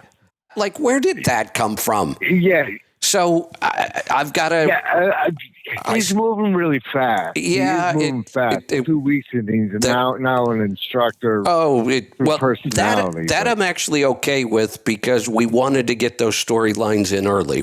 That was designed that way. The lease purchase, totally out of the question. That's not going to happen. Where did you come up with that? And, 2 days later, he's starting a brokerage. Like I said, AI just sometimes, no matter how many rules you write it, no matter how many training sessions you put it through, and they call them hallucinations because nobody understands why it does it. So that's pretty funny. Yeah. So I read through the entire script first, then I listen to the entire script as well. And when you think about that is an additional 4 hours on my week. Well, not 4, because I can read it in about 30 minutes because I read fast. But when I have to listen to it, it's 2+ hours every week. And then when I find mistakes, which I found tons of mistakes in week 4, we had to rewrite everything. So then I had to go back and reread and re-listen. And it's a lot of work right now. Hopefully it's going to get easier.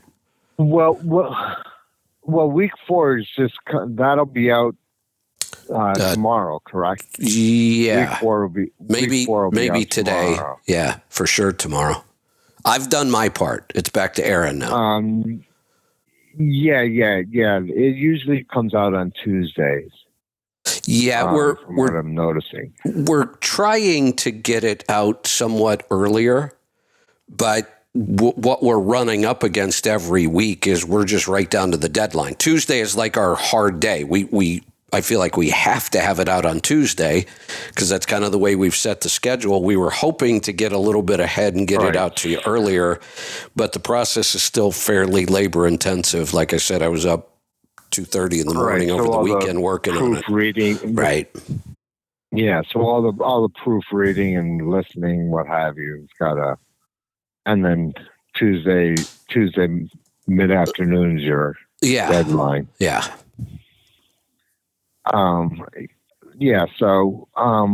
But is there a tutorial or paperwork that's out there that has these examples? Somewhat. Again, it's in the course, and some of it's in the resource material. So again, I'll put you back with Angie, and we'll find out specifically if there is some material that would help you already that you haven't found, or if there's something we could create. Again, I know I brag a lot, talk a lot about the power of AI, but this is the beauty of it. Because all the material's already in there. Everything's in there. AI knows it all. If you say, I need this, well, prior to AI, our answer probably would have been, we'll put it on our list. The odds of us actually being able to create that, because it's so much work to create. Well, now it's not anymore. Yeah. Now all the work is in training, and we're doing all that. And now we could just go back to AI and say, hey, we really need a resource like this.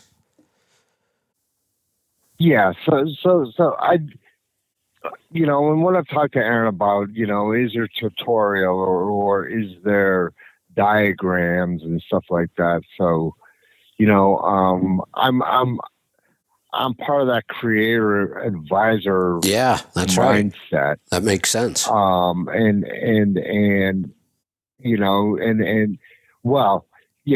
also a fucking, excuse me. That's all right. It's also a tornado in my brain. Yep. As I'm trying to figure it all out. Right. Right. All right. If I can't grab a tool and make it and adjust it and what have you. So. Yeah. Well, let me do this. I'm going to put you back in the queue.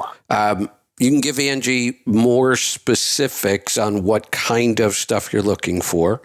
And then we will take a look at it and see if it's not there. It might be there already. We have quite a few resources in the course, but if it's not, we can create things much, much less expensive and quicker than we've ever been able to. So this is why feedback is even more important now. In the past, you might have given us feedback. We might have even agreed with the feedback, but there was nothing we could do about it. Now we can. Now there's very little that we can't do around this kind of stuff. Let's, Angie, if you could grab Tom for me, please, and see what we can do with that. I am going to go to Missouri to talk to Tony. Tony, welcome. Hey, Kevin.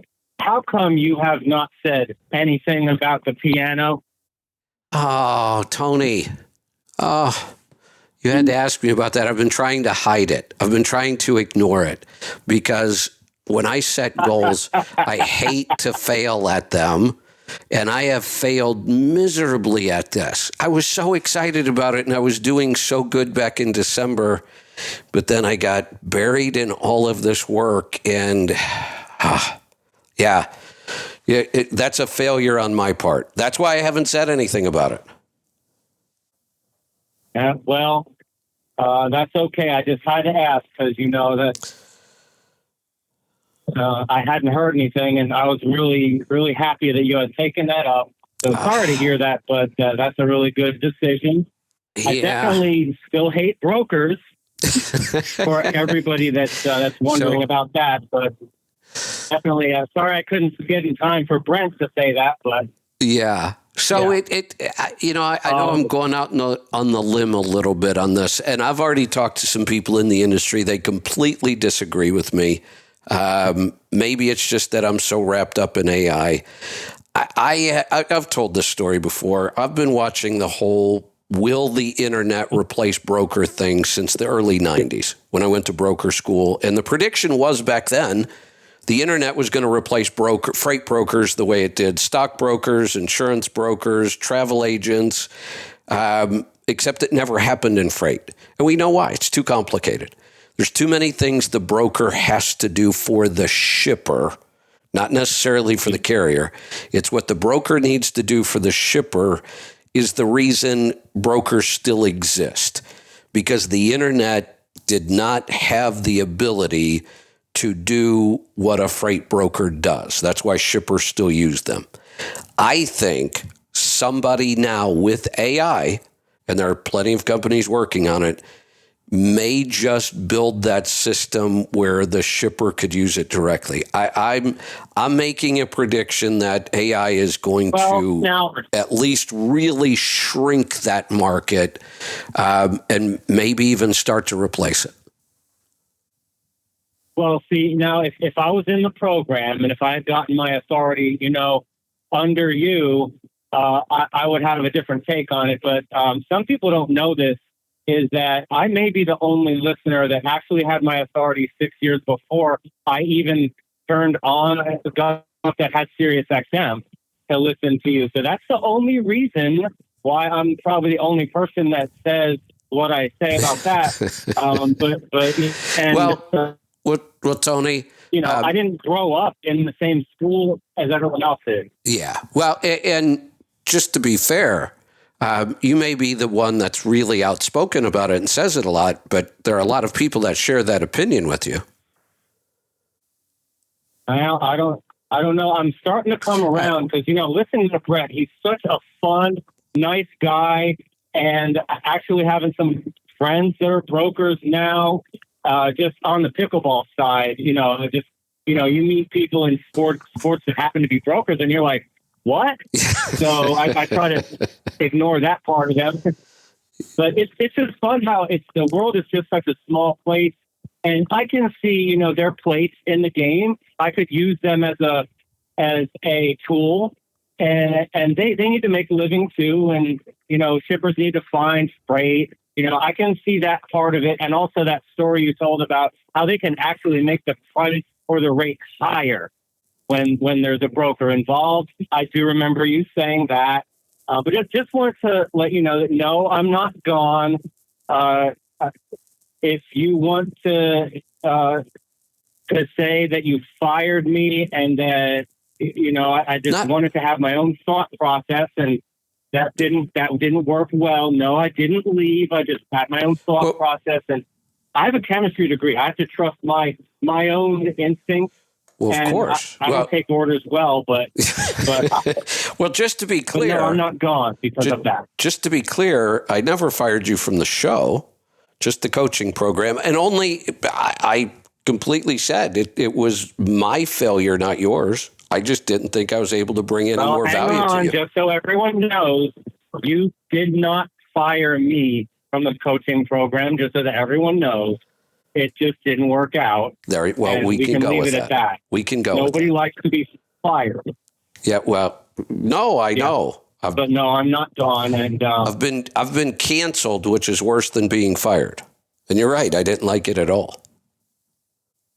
No. Nobody gets fired around here. But I've listened to your show long enough to know that I probably am done with the industry. This is just not the life for me anymore.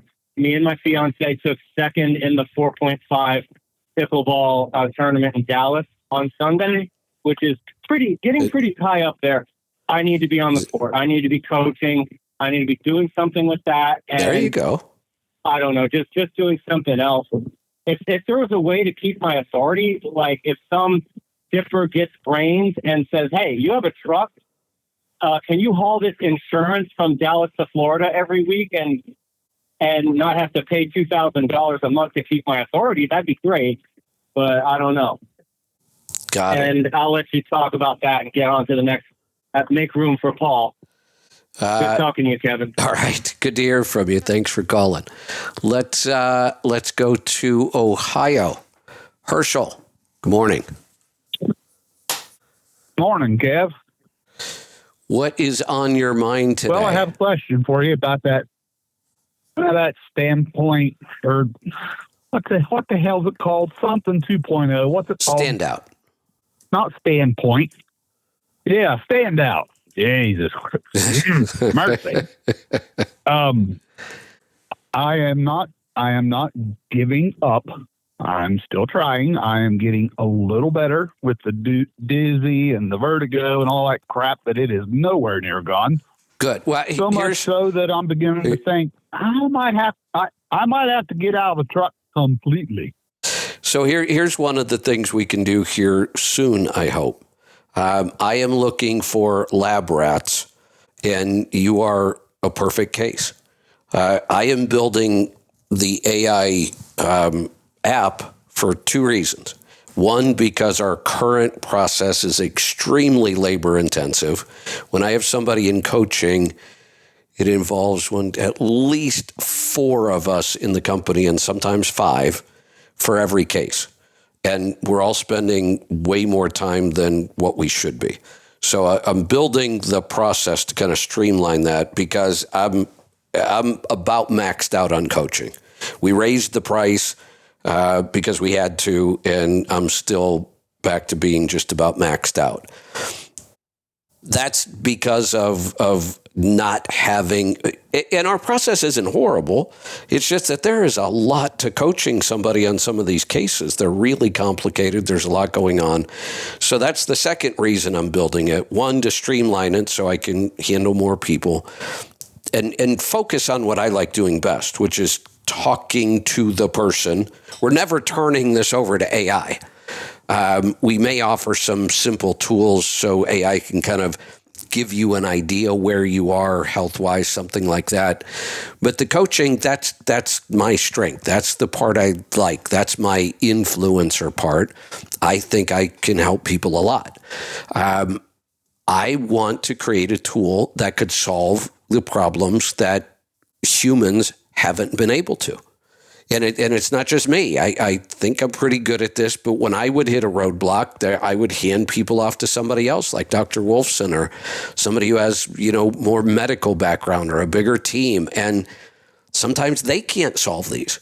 I know they're solvable. I know somewhere in all of that data is the clue that our human brains aren't picking up on. So as I get closer, and I'm pretty darn close now, I'm going to be looking for cases like this where I can go back and gather all the data we might have available and start to run it through this AI system and figure out, can we solve these cases? I think we can. Well, I guess that is something that would be good, of course. But for right now, just driving my pickup truck, if I go above about 45 miles an hour, wow. Oh, wait. Does that feel bad? Wait. And kind of scared. That might be a clue. What? That might be a clue. So here's the weird part. When riding shotgun and my wife driving, and that girl is Dale Earnhardt in the female form, it don't bother. Oh, she does. That girl, she does. She don't know how to drive unless she is hauling ass. But that doesn't bother me anywhere near it does when I'm at the controls and guiding the car. So my first thought, I still think it has a lot to do with my eyeballs. my first thought, they can't keep up. Is it's like that I can't see correct? Fast enough. It's my first thought is we have some sort of a visual processing problem in the brain. That your brain isn't processing moving images fast enough. The reason that it isn't affecting you as much when you're not driving is because your brain's not using all the other parts it needs to use while you're driving. So I think that these are two clues. But again, my brain's running through it right now and I'm coming up with nothing. Even if I can say, this is a big clue, I'm not. But these are those things that I think we can train AI to be really good at. Going back through all of your other history, now having this piece, that pattern recognition of, this makes sense. Remember when this happened or we tried to diagnose this. This may be a really good case for this. So going back, the original premise for the call was the Standout 2.0. Yes. I came up as advisor, and influencer. So my question to you is, out of your pea brain, what kind of occupation do you think that would lend talents that I might have to be able to do if I can't stay in the truck? Oh, okay. You see where I'm going with that? I do. When I looked at the question, I always assumed, like I usually assume, that we were going to apply these two to the owner-operator world, which my brain immediately started doing. So now I've got to shift gears in my brain. Let me get my head around this. Advisor influencer, right? No, hold on. Let me see what you think. Sometimes it just takes. Okay. My brain doesn't work like an auto shift. It works like an old twin stick. Sometimes it takes me a while to shift gears correctly. And you are advisor influencer, not three right? on the tree. You remember those? I do remember those. Yeah. Okay. And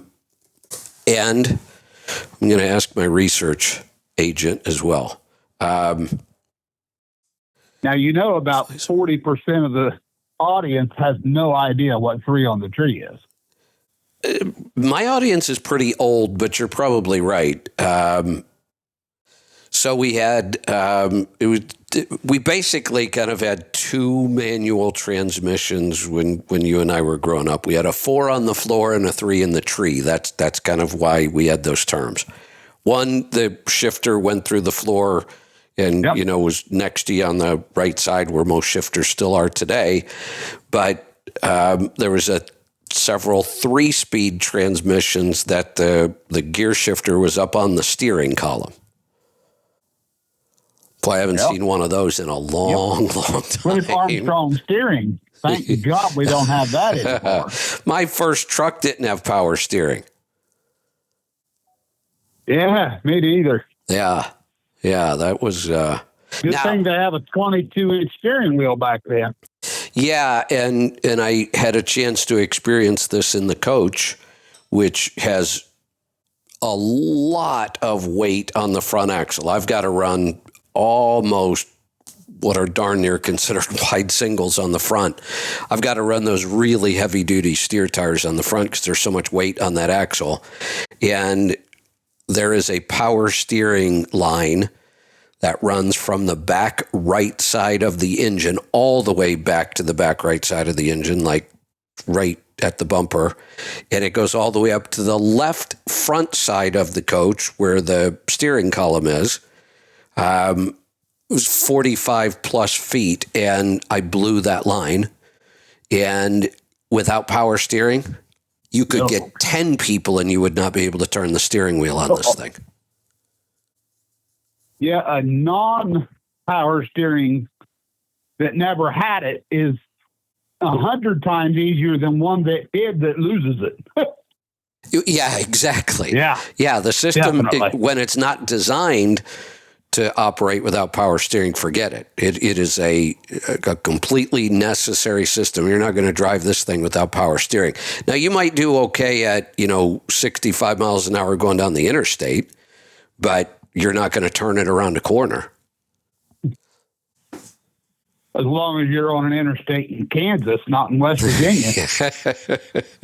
Yeah, that might be. Too many curves in West Virginia. Yeah. Hey, so you might think I'm absolutely crazy for this recommendation, but I will tell you, I ran it through Claude, my trained version of Claude, just to see. Claude came up with the exact same answer I did. Yeah. Did you ever think about being an agent or a broker?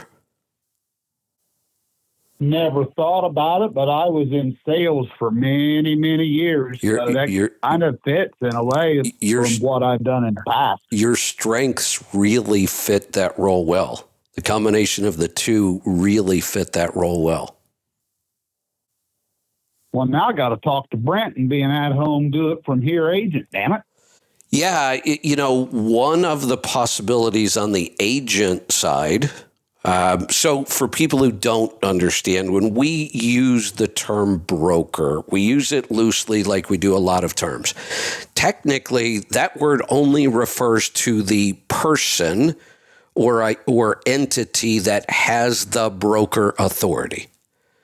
So in a small brokerage, mine, for example, when I had a brokerage, it was me. And I had a brother who I was working with at the same time, but he handled more of the trucking side of things. And we both went to the broker school together, but he was handling more of the trucking and maintenance stuff. And I was really focused on the brokerage stuff. I was the broker. I had the broker authority. I was the guy that went out to the shipper and got the freight. I was the guy who was in the office trying to find a carrier to put the freight on. That is the broker. Now, had I hired somebody to go out and sell the freight, and I stayed back in the office doing operations, we would have referred to that person as an agent, a sales agent, just like you could be an insurance agent or. So one of the opportunities for an independent agent is Landstar. That's how their whole system works. Yes. Yes, it is. I was before Sadly, I was the largest shipper in my town closes August the 10th. Oh boy, yeah. Before I was a broker with Authority, I was an agent for CRST. Completely rebuilt Schneider truck. Yep. That's what that stands for. Yeah, exactly. So I was an agent for them. I would go out to shippers and I would get freight, but specifically for their network, not just for anybody. I didn't broker it out to anybody. I just went out and found the shippers and ran all the freight through their system, and I got paid a commission for each load that moved.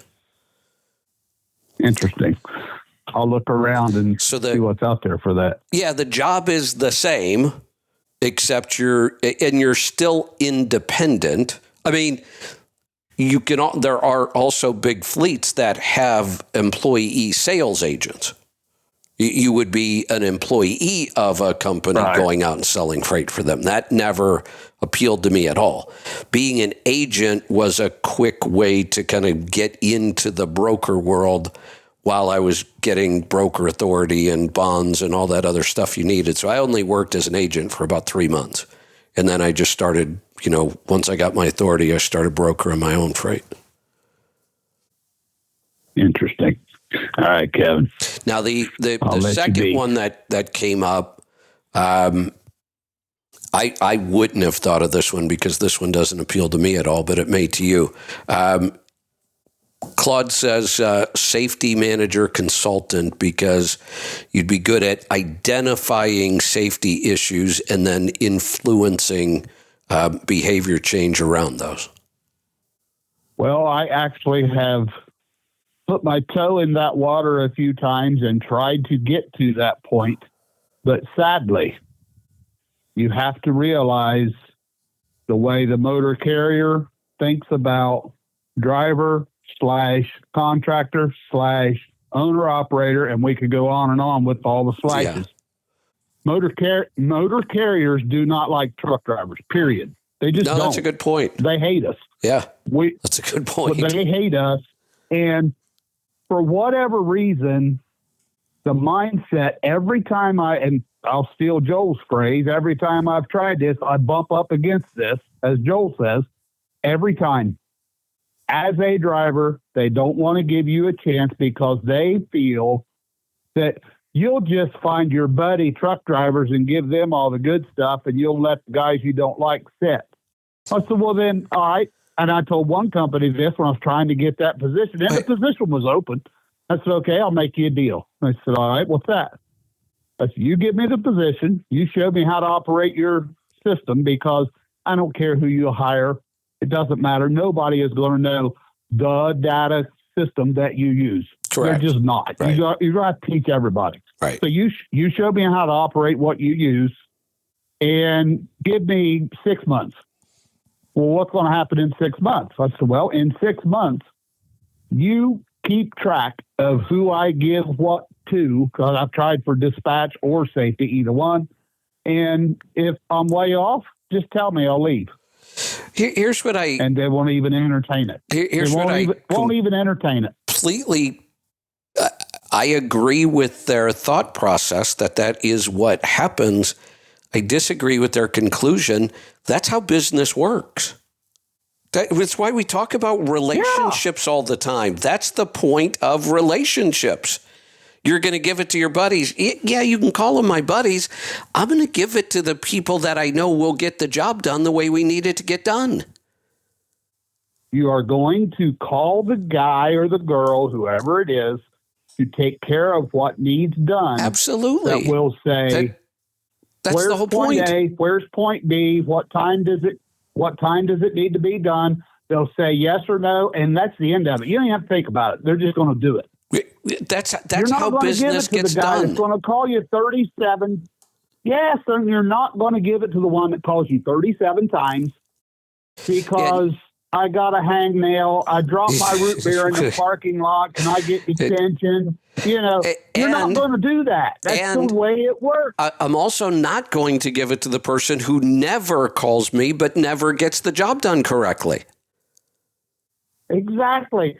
we have one guy, and he's a really good friend of mine. He really is, and he means well. But that dude is late for every appointment that he does, always. And he actually, and I've asked him about it. I said, "Why are you always late?" And his tagline, and he really does repeat this. You can ask him every day, and he'll say, "Appointments don't apply to me. They'll unload me whenever I get there. They don't care." I said, "Yes, they do. Here's the thing, bud. If you have a 9 a.m. and you show up at 10, the guy that's got the 10, you just hosed him." You know what that tells me about somebody too? Yeah, and there's a couple lessons they're very here. selfish. One, bingo. Absolutely. That's what that tells me, and that will apply to every area of their life. If there's one personality trait I will not deal with, it's selfishness. It goes against everything I believe, and I've talked about this. I might go kind of way off track here, but I've talked about this on the health side. Humans cannot exist alone. In the natural world, the way it was designed, humans cannot exist alone. We've created artificial environments where you can be selfish now and exist alone. Doesn't mean it's a good thing. I think it's a horrible trait. You will screw up everything with that thought process. I will give you probably one of the best. You know how people have their little quotes and sayings and their mantra, if you will? Bruce Mallinson, back in the days when you called it, when he was on Friday night, what did you call it back then? You know what I mean. I do, but I don't remember. He actually told somebody on the show that night, and I still remember it to this day. That's how impactful the statement was.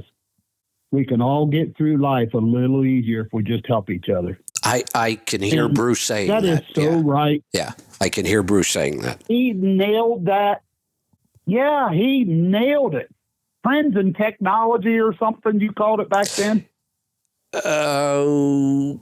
Maybe it was trends in technology. I think that's exactly what it was. Yeah. Yep. I think that's what it was. Yeah, that sounds right. I still have all those shows on a thumb drive, believe it or not. Yeah, that sounds right.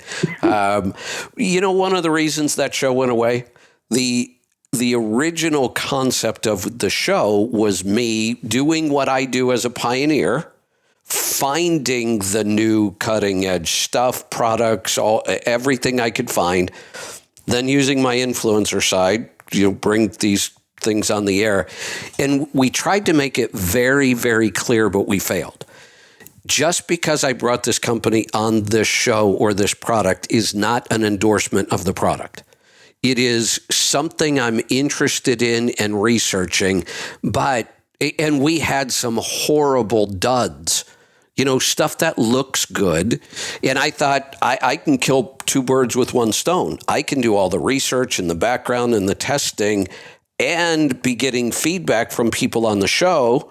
It seemed like a great idea, except I had so many people pissed off because they wouldn't even listen to the show. They would just hear the product and they'd go buy it. And they'd call me back, go, "Oh, this thing's awful. It does this and this." And I'm like, "Whoa, thanks for the feedback." "Oh, feedback my ass. Why did you ever bring these people on the show?" And I thought, "Oh, okay, I thought we made that clear that this show is not an endorsement. It's just we're exploring the idea." And we had so many people pissed off. I said, "We got to stop doing this." Yeah, it was just they just assumed if they were on my show, I was endorsing the whole idea or the product or the company or whatever it was. And we tried to make it clear that most of my show is that. When you call, I'm going to give you specific advice about what to do, what product, what company, whatever.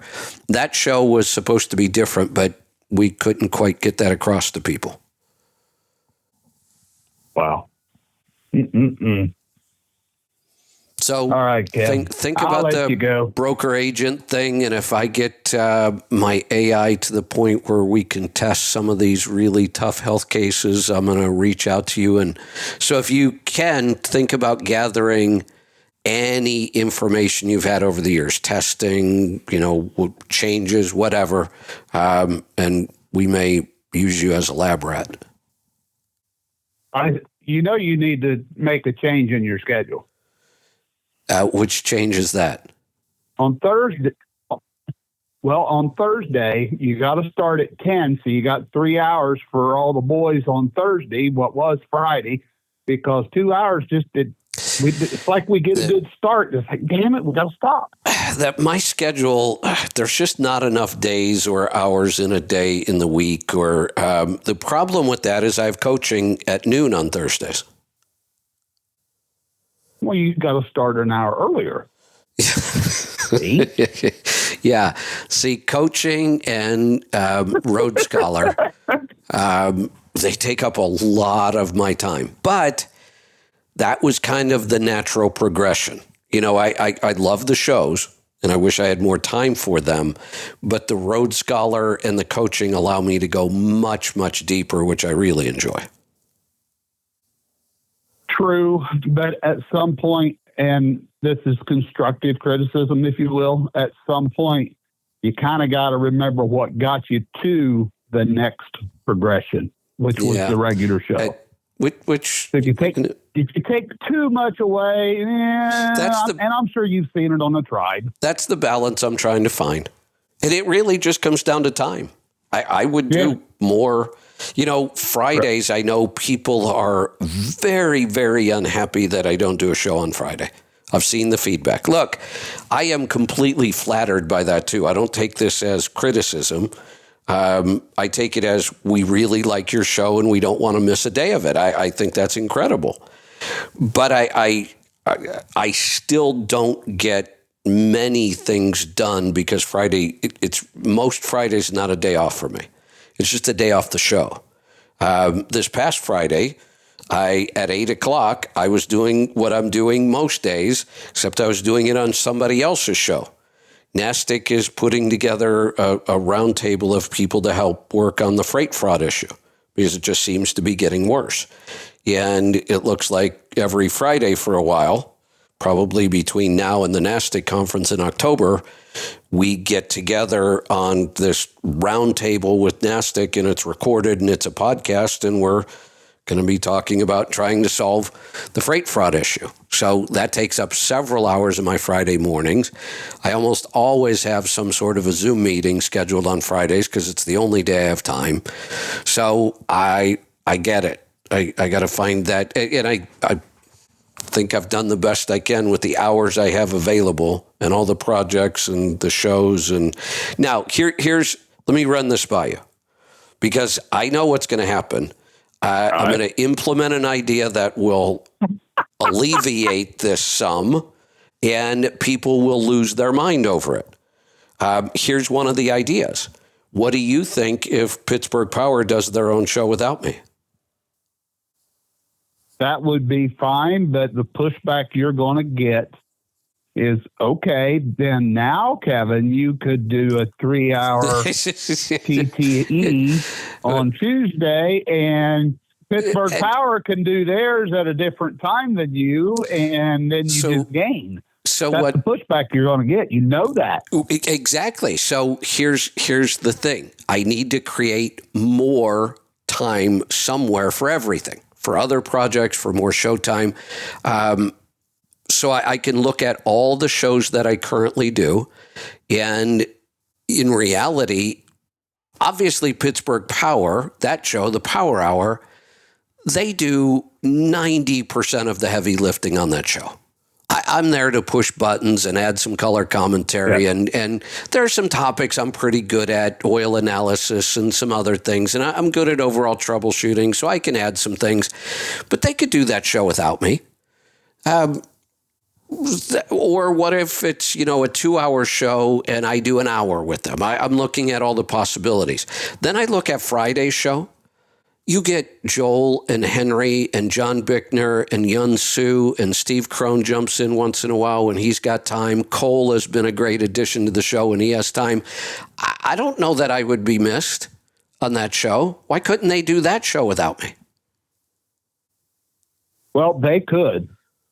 I think so. They could. That would allow you 2 hours on Thursday morning for a total open window, what the hell ever you want to talk about time, which is limited now with the new way of doing it. And I get it. I understand it. And then Kevin and Mike can come in and do their thing on Thursday, just like always. Right. And then Joel and the boys, if they're open to it, just do it on Friday. I mean, if they wanted to do it for 5 hours because they're just driving around, believe me, they would stay busy. They would right. So yeah, they really would. Those are the kinds of things we're looking at. And what I would take my time and go back to do, which is what I love to do, which is just pure free-for-alls. Look, I'm here for the next 2 or 3 hours or whatever it is. Ask me anything you want. We don't have any rules today. Those are the shows I really love. And that is my strength. Because if you had a fuel mileage question, I can answer it. If you have a maintenance question, I could probably answer it. And if I get to a certain point, I could say, look, let's get more on this on Tuesday. Or if there's a specking question I wasn't sure about, we can roll it over to Friday's show. But there are, I was going to say very few. I'm not sure if I know of anybody. This might sound a little arrogant, but I don't think I could ever replace myself on a free-for-all show. Now, that would be difficult, but on Friday, if those guys would be willing to do it, and then that would open you up for 2 hours of free-for-all. The only thing, you would have to get Henry out of the foundry. Yeah, and Yunsu out of the aviary. Is that what you call a place with a lot of birds? An aviary? Is that right?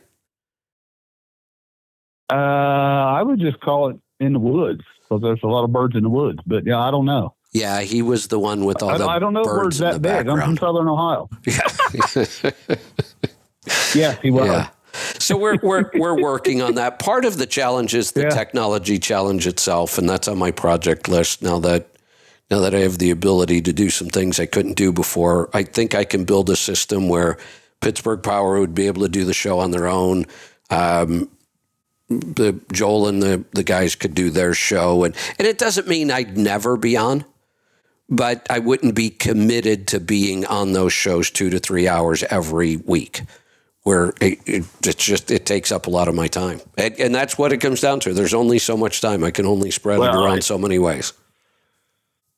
Well, if you was able to get those two, Pittsburgh and TTE, to do their own thing, I still think that you have to do the 4 days, because that is the basis absolutely. And the foundation of what you do. And if you got away from that, I think, oh boy, you'd start losing subscribers and whatever you call it, and it might get ugly. I'm sure of it. Yeah, I'm sure of it. It might get ugly. And I don't even want to. Yeah. I mean, I would, if I had time, I'll just stay doing those shows. If I could free up that time, I'll go back to what I really enjoy, which are just free-for-alls. Right. I don't, honestly, right. I've said this in the past, I don't even like having guests on. I prefer to just do the show myself, really. It's always more work for me to have a guest. It's sometimes I interrupt people too often, and I work better on my own. I think that's why I like the free-for-alls, because there's no guest and there's no theme. I think you hit on something there when you say you work best on your own, because that is one thing when you do have a guest, and I know it's because you have a 78 gigabyte brain or whatever you call it that's got all kinds of crap in there, and you have a hard time of letting whoever the person is talk about what they're there to talk about. Yeah, I do. And I know I do. Embellish on something that happened in the basis and foundation to get you there. And I understand that, because I'm one of those guys too. Yeah, I got advisor and influencer. I'm not pioneer. I'm one of those guys too. If I see somebody like on a YouTube video and he's doing something with his truck, and I think, oh my God, I've heard Mike Beckett talk about this problem 1,000 times. I can't help it. I got to comment. Every time. I have to comment, and sometimes it stirs up a beehive. Every time somebody says something, it generates 3 new ideas in my head that I think I have to talk about right now. That's just, and I can't stop that. I put in big notes in front of me. Let them talk. Stop interrupting. Don't tell it. I can't help it. So it's It's better if I just do my own thing. Well, back in the day, Grandma would say, tie a string on your finger to remind yourself, but I'd forget what the damn string's for. Yeah, like I said, even if I have giant flashing warnings in front of me, I just ignore them. Mm-hmm. I can relate. All right. I can relate. So I'll keep working on it, All though. right, Kevin. All Have right. a good rest of the day, bud. Good talking to you. Take care. Let's, last call on the board. Let's go to New York. Jay, welcome. Hey, welcome. Talking about your AI, have you heard of Tristan Harris? Say that again. Give me 1 second. Let me make sure I'm saying the name. Tristan Harris. Tristan. He's into AI.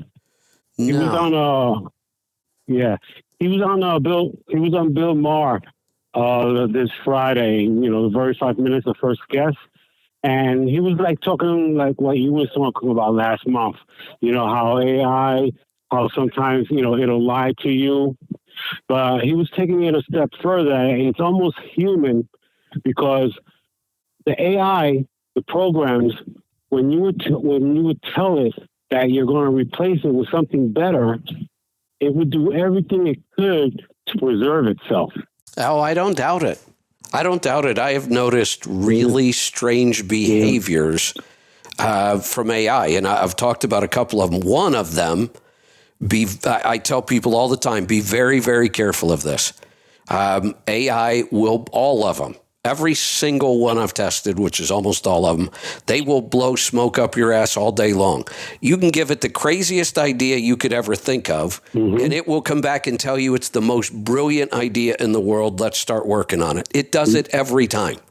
I don't care how bad the idea is, unless you tell it to be critical, it won't be. The other thing it will do to you, it will lie to you over and over.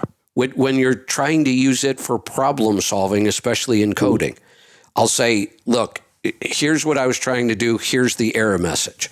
And it will say, oh, I see the problem. Here's what it is. I've fixed it. Your system is guaranteed to work this time. No, it's not. And it won't. It will probably take me 5 or 6 times at least. And yet every time it will say, found the problem, fixed it, everything is working perfectly.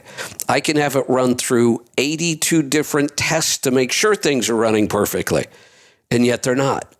It does that over and over and over. And you'll give it a rule. And you'll say, never do this or always do this. 30 seconds later, it will break the rule, and you'll point it out. And go, oh, you're right. I see that now. Well, why didn't you see that before? There's a rule there. You follow the rule 9 times out of 10, and then 1 time you forget it. So there's just it's nothing like working with what we're used to working with on software. Software almost, unless something breaks, software does the same thing the same way every single time. It is very, very consistent. It has to be. That's all it knows is you coded it to do this. But AI is nothing like that. AI does all kinds of crazy stuff. And even the people that program AI can't tell us why it does some of these things. Yeah, like I said, you know, like they will lie to you, and then they were saying how the battle between the U.S. and, like, let's say China, like, you know, we'll have morals, you know, and we'll try to straighten things out. But, like, let's say a country like China that just wants to get ahead of us, you know, they'll just let it do what it wants. Correct. And being that, like I said, it tries to preserve itself, that's exactly why it'll do. That's why it's kind of dangerous. It's and really dangerous. There's no way to control it and make rules for everybody. Yeah, I think it's really dangerous, and I think we are going to see lots of really negative consequences come out of AI.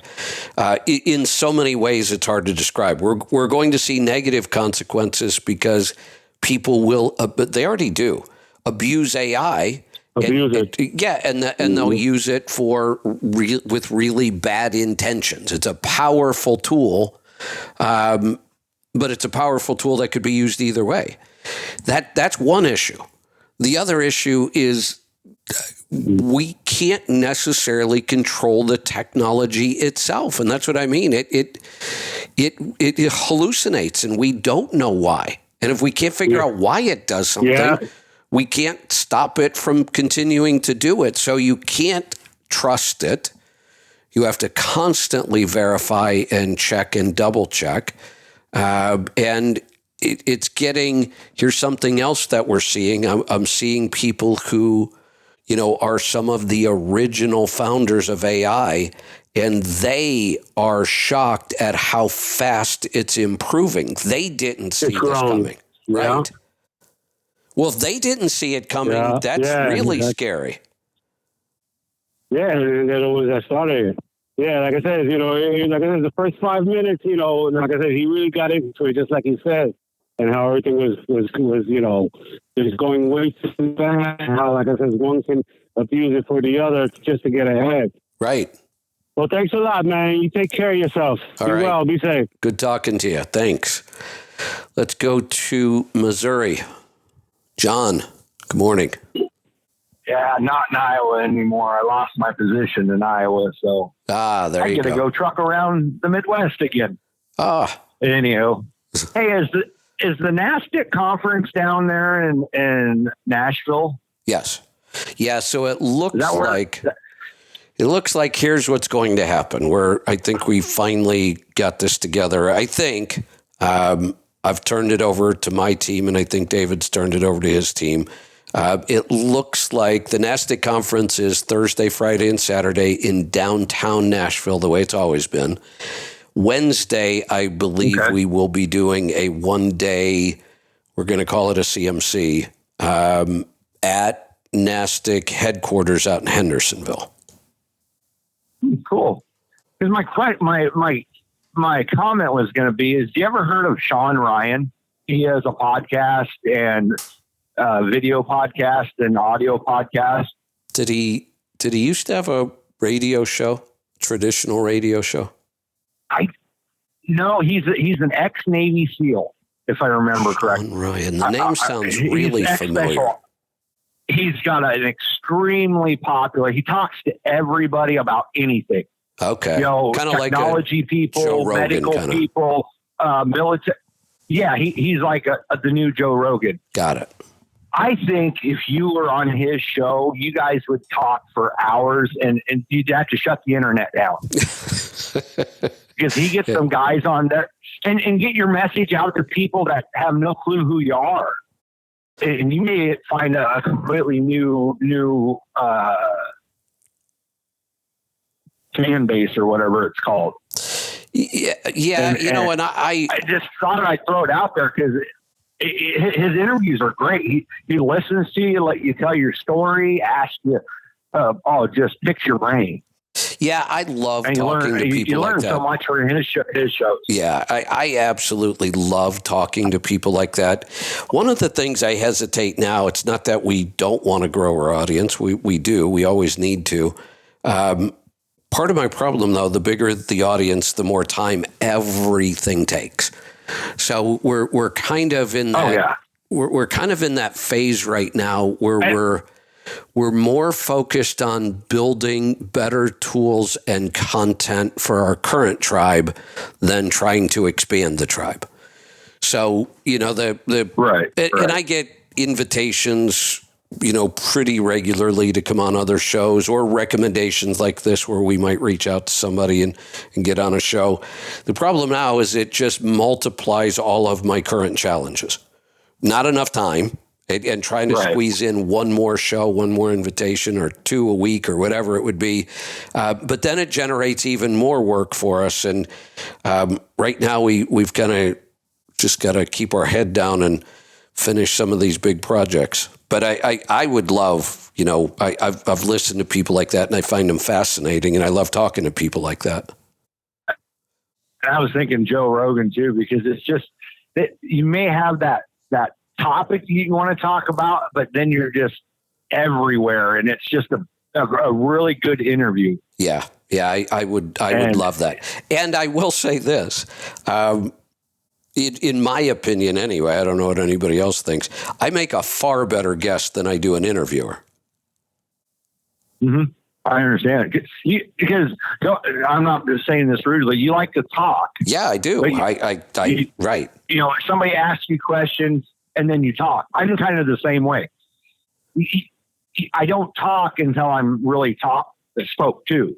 Right. Like my counselor, she dug, and my therapist dug everything we talked about out of me. But I wouldn't go in there and just talk to her. She just asked the questions, and I just kept going and going. And that hour was gone. It felt like 30 seconds later. Yeah. Yeah. I go home and I don't talk to anybody. Yeah. I did a show recently with the NTA, the Nutritional Therapy Association, where I trained. They've got a new, kind of a new team. For a while there, they were heading in a bad direction. After Gray retired, they struggled for a couple of years. Yeah, I remember you saying that. Yeah, I'm really encouraged now. The new CEO and his wife also works there, and she does a lot of their training, and she does the podcast. Yeah, and we had a great. I don't think she had ever done a show that was more than an hour. We did like 2.5. And when she posted it, she actually called it a Rogan-like interview. Well, that's easy for me. Yeah, I can answer questions all day long and tell stories. And the challenge when I'm the interviewer is I have a hard time shutting up and getting out of my own way. Yeah. Well, I'm not going to disagree with that. Yeah, I feel that way some days. It's like, let's just stick to the topic. Well, even this past Friday, I'm on this big round table, which really gets complicated. There were 5 of us on this call with Nastic, and I can see it in myself, but I can only see it after I do it. And then I have to, I kept getting us off track. Not necessarily on bad things, but I have a hard time staying focused. And this is such a specific topic and how to fix it, freight fraud, that I could tell, and nobody said anything, but I could tell I need to just sit back and be quiet for a little while because I keep taking us, down rabbit holes, and that's not what this is about. We need to stay focused on this one. That's why my favorite shows are free-for-alls. That's what I'd love to do. No, that's why I thought of the Sean Ryan and the Joe Rogan show. That you guys probably would, all the questions they would have for you because they don't know about, say, the trucking industry, or maybe they know some about it. They just see what they hear on the news, and you could really clue them in. And then other people would be like, "That's a problem. We need to look into that."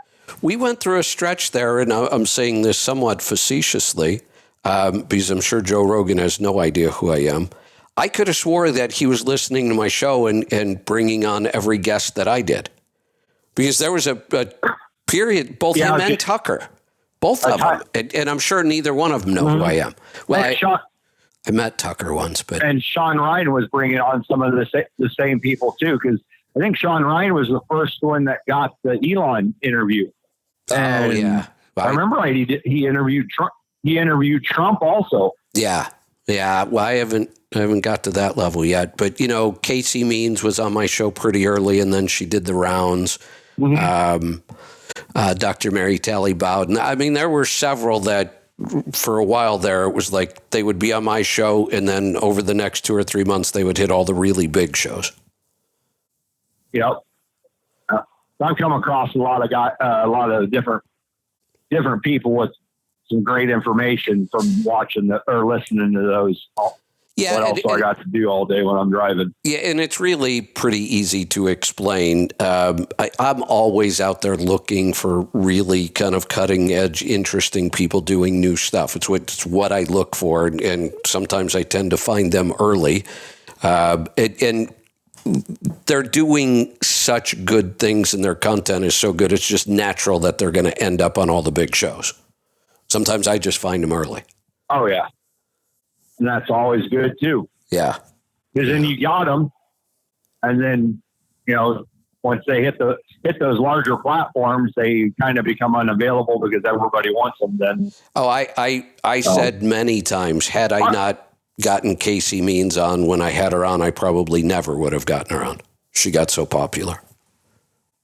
Yep, she did. Speaking of one Everybody of those, knows the name now. Yeah, speaking of one of those names who has actually become a good friend, and he's been on quite a bit, he's coming back. We have Joel Salatin scheduled. Oh, awesome. Yeah. Be good to hear his voice again. Yeah, and he's coming you on. You have to pay for his podcast. Yeah. He's coming on because he's going to be here in Oregon doing a big conference with Azure Standard, and I will be out there. It's on Labor Day weekend. I'll be out there emceeing some events and doing some live broadcast with her. So we're going to try to put together some roundtables, and we're going to bring Joel on the show here in a couple weeks, I think, to talk about it. It's a big homesteading conference. Good deal, dude. Be good to hear. Yeah, I'm looking forward to it. Well, I'm probably going to lose my signal here shortly to where I'm at. So I'll get off here and let somebody else on. Have a good day. I'll probably call back tomorrow during the power hour. I got another max mileage and flashpoint question. Perfect. All right. We will talk to you then. Thanks for the call. I'm going to wrap it up for today. A little short of the 3-hour mark, but as always, we got a lot going on. So I will see you back here tomorrow morning early. Coffee with Kevin. It's at 7 a.m. If you are on the gear up or higher level on Let's Truck Tribe, you can join us for Coffee with Kevin tomorrow at 7 a.m. here on the West Coast. That would be 10 on the East Coast, and if you're somewhere in the middle, figure it out. It's an hour earlier than I start the regular show, and then after Coffee with Kevin, we'll roll right into the Power Hour. If you're not a member of Let'sTruckTribe.com, you're missing out. It gets better and better all the time, so head on over there and join us. If you join at the gear up or higher level, you can join me tomorrow for coffee. We'll see you then. Let me see if I have any announcements. Doesn't look like it. All right. We will see you back here tomorrow. Be safe, be profitable, be fit and healthy. Always do the hard work and master the journey.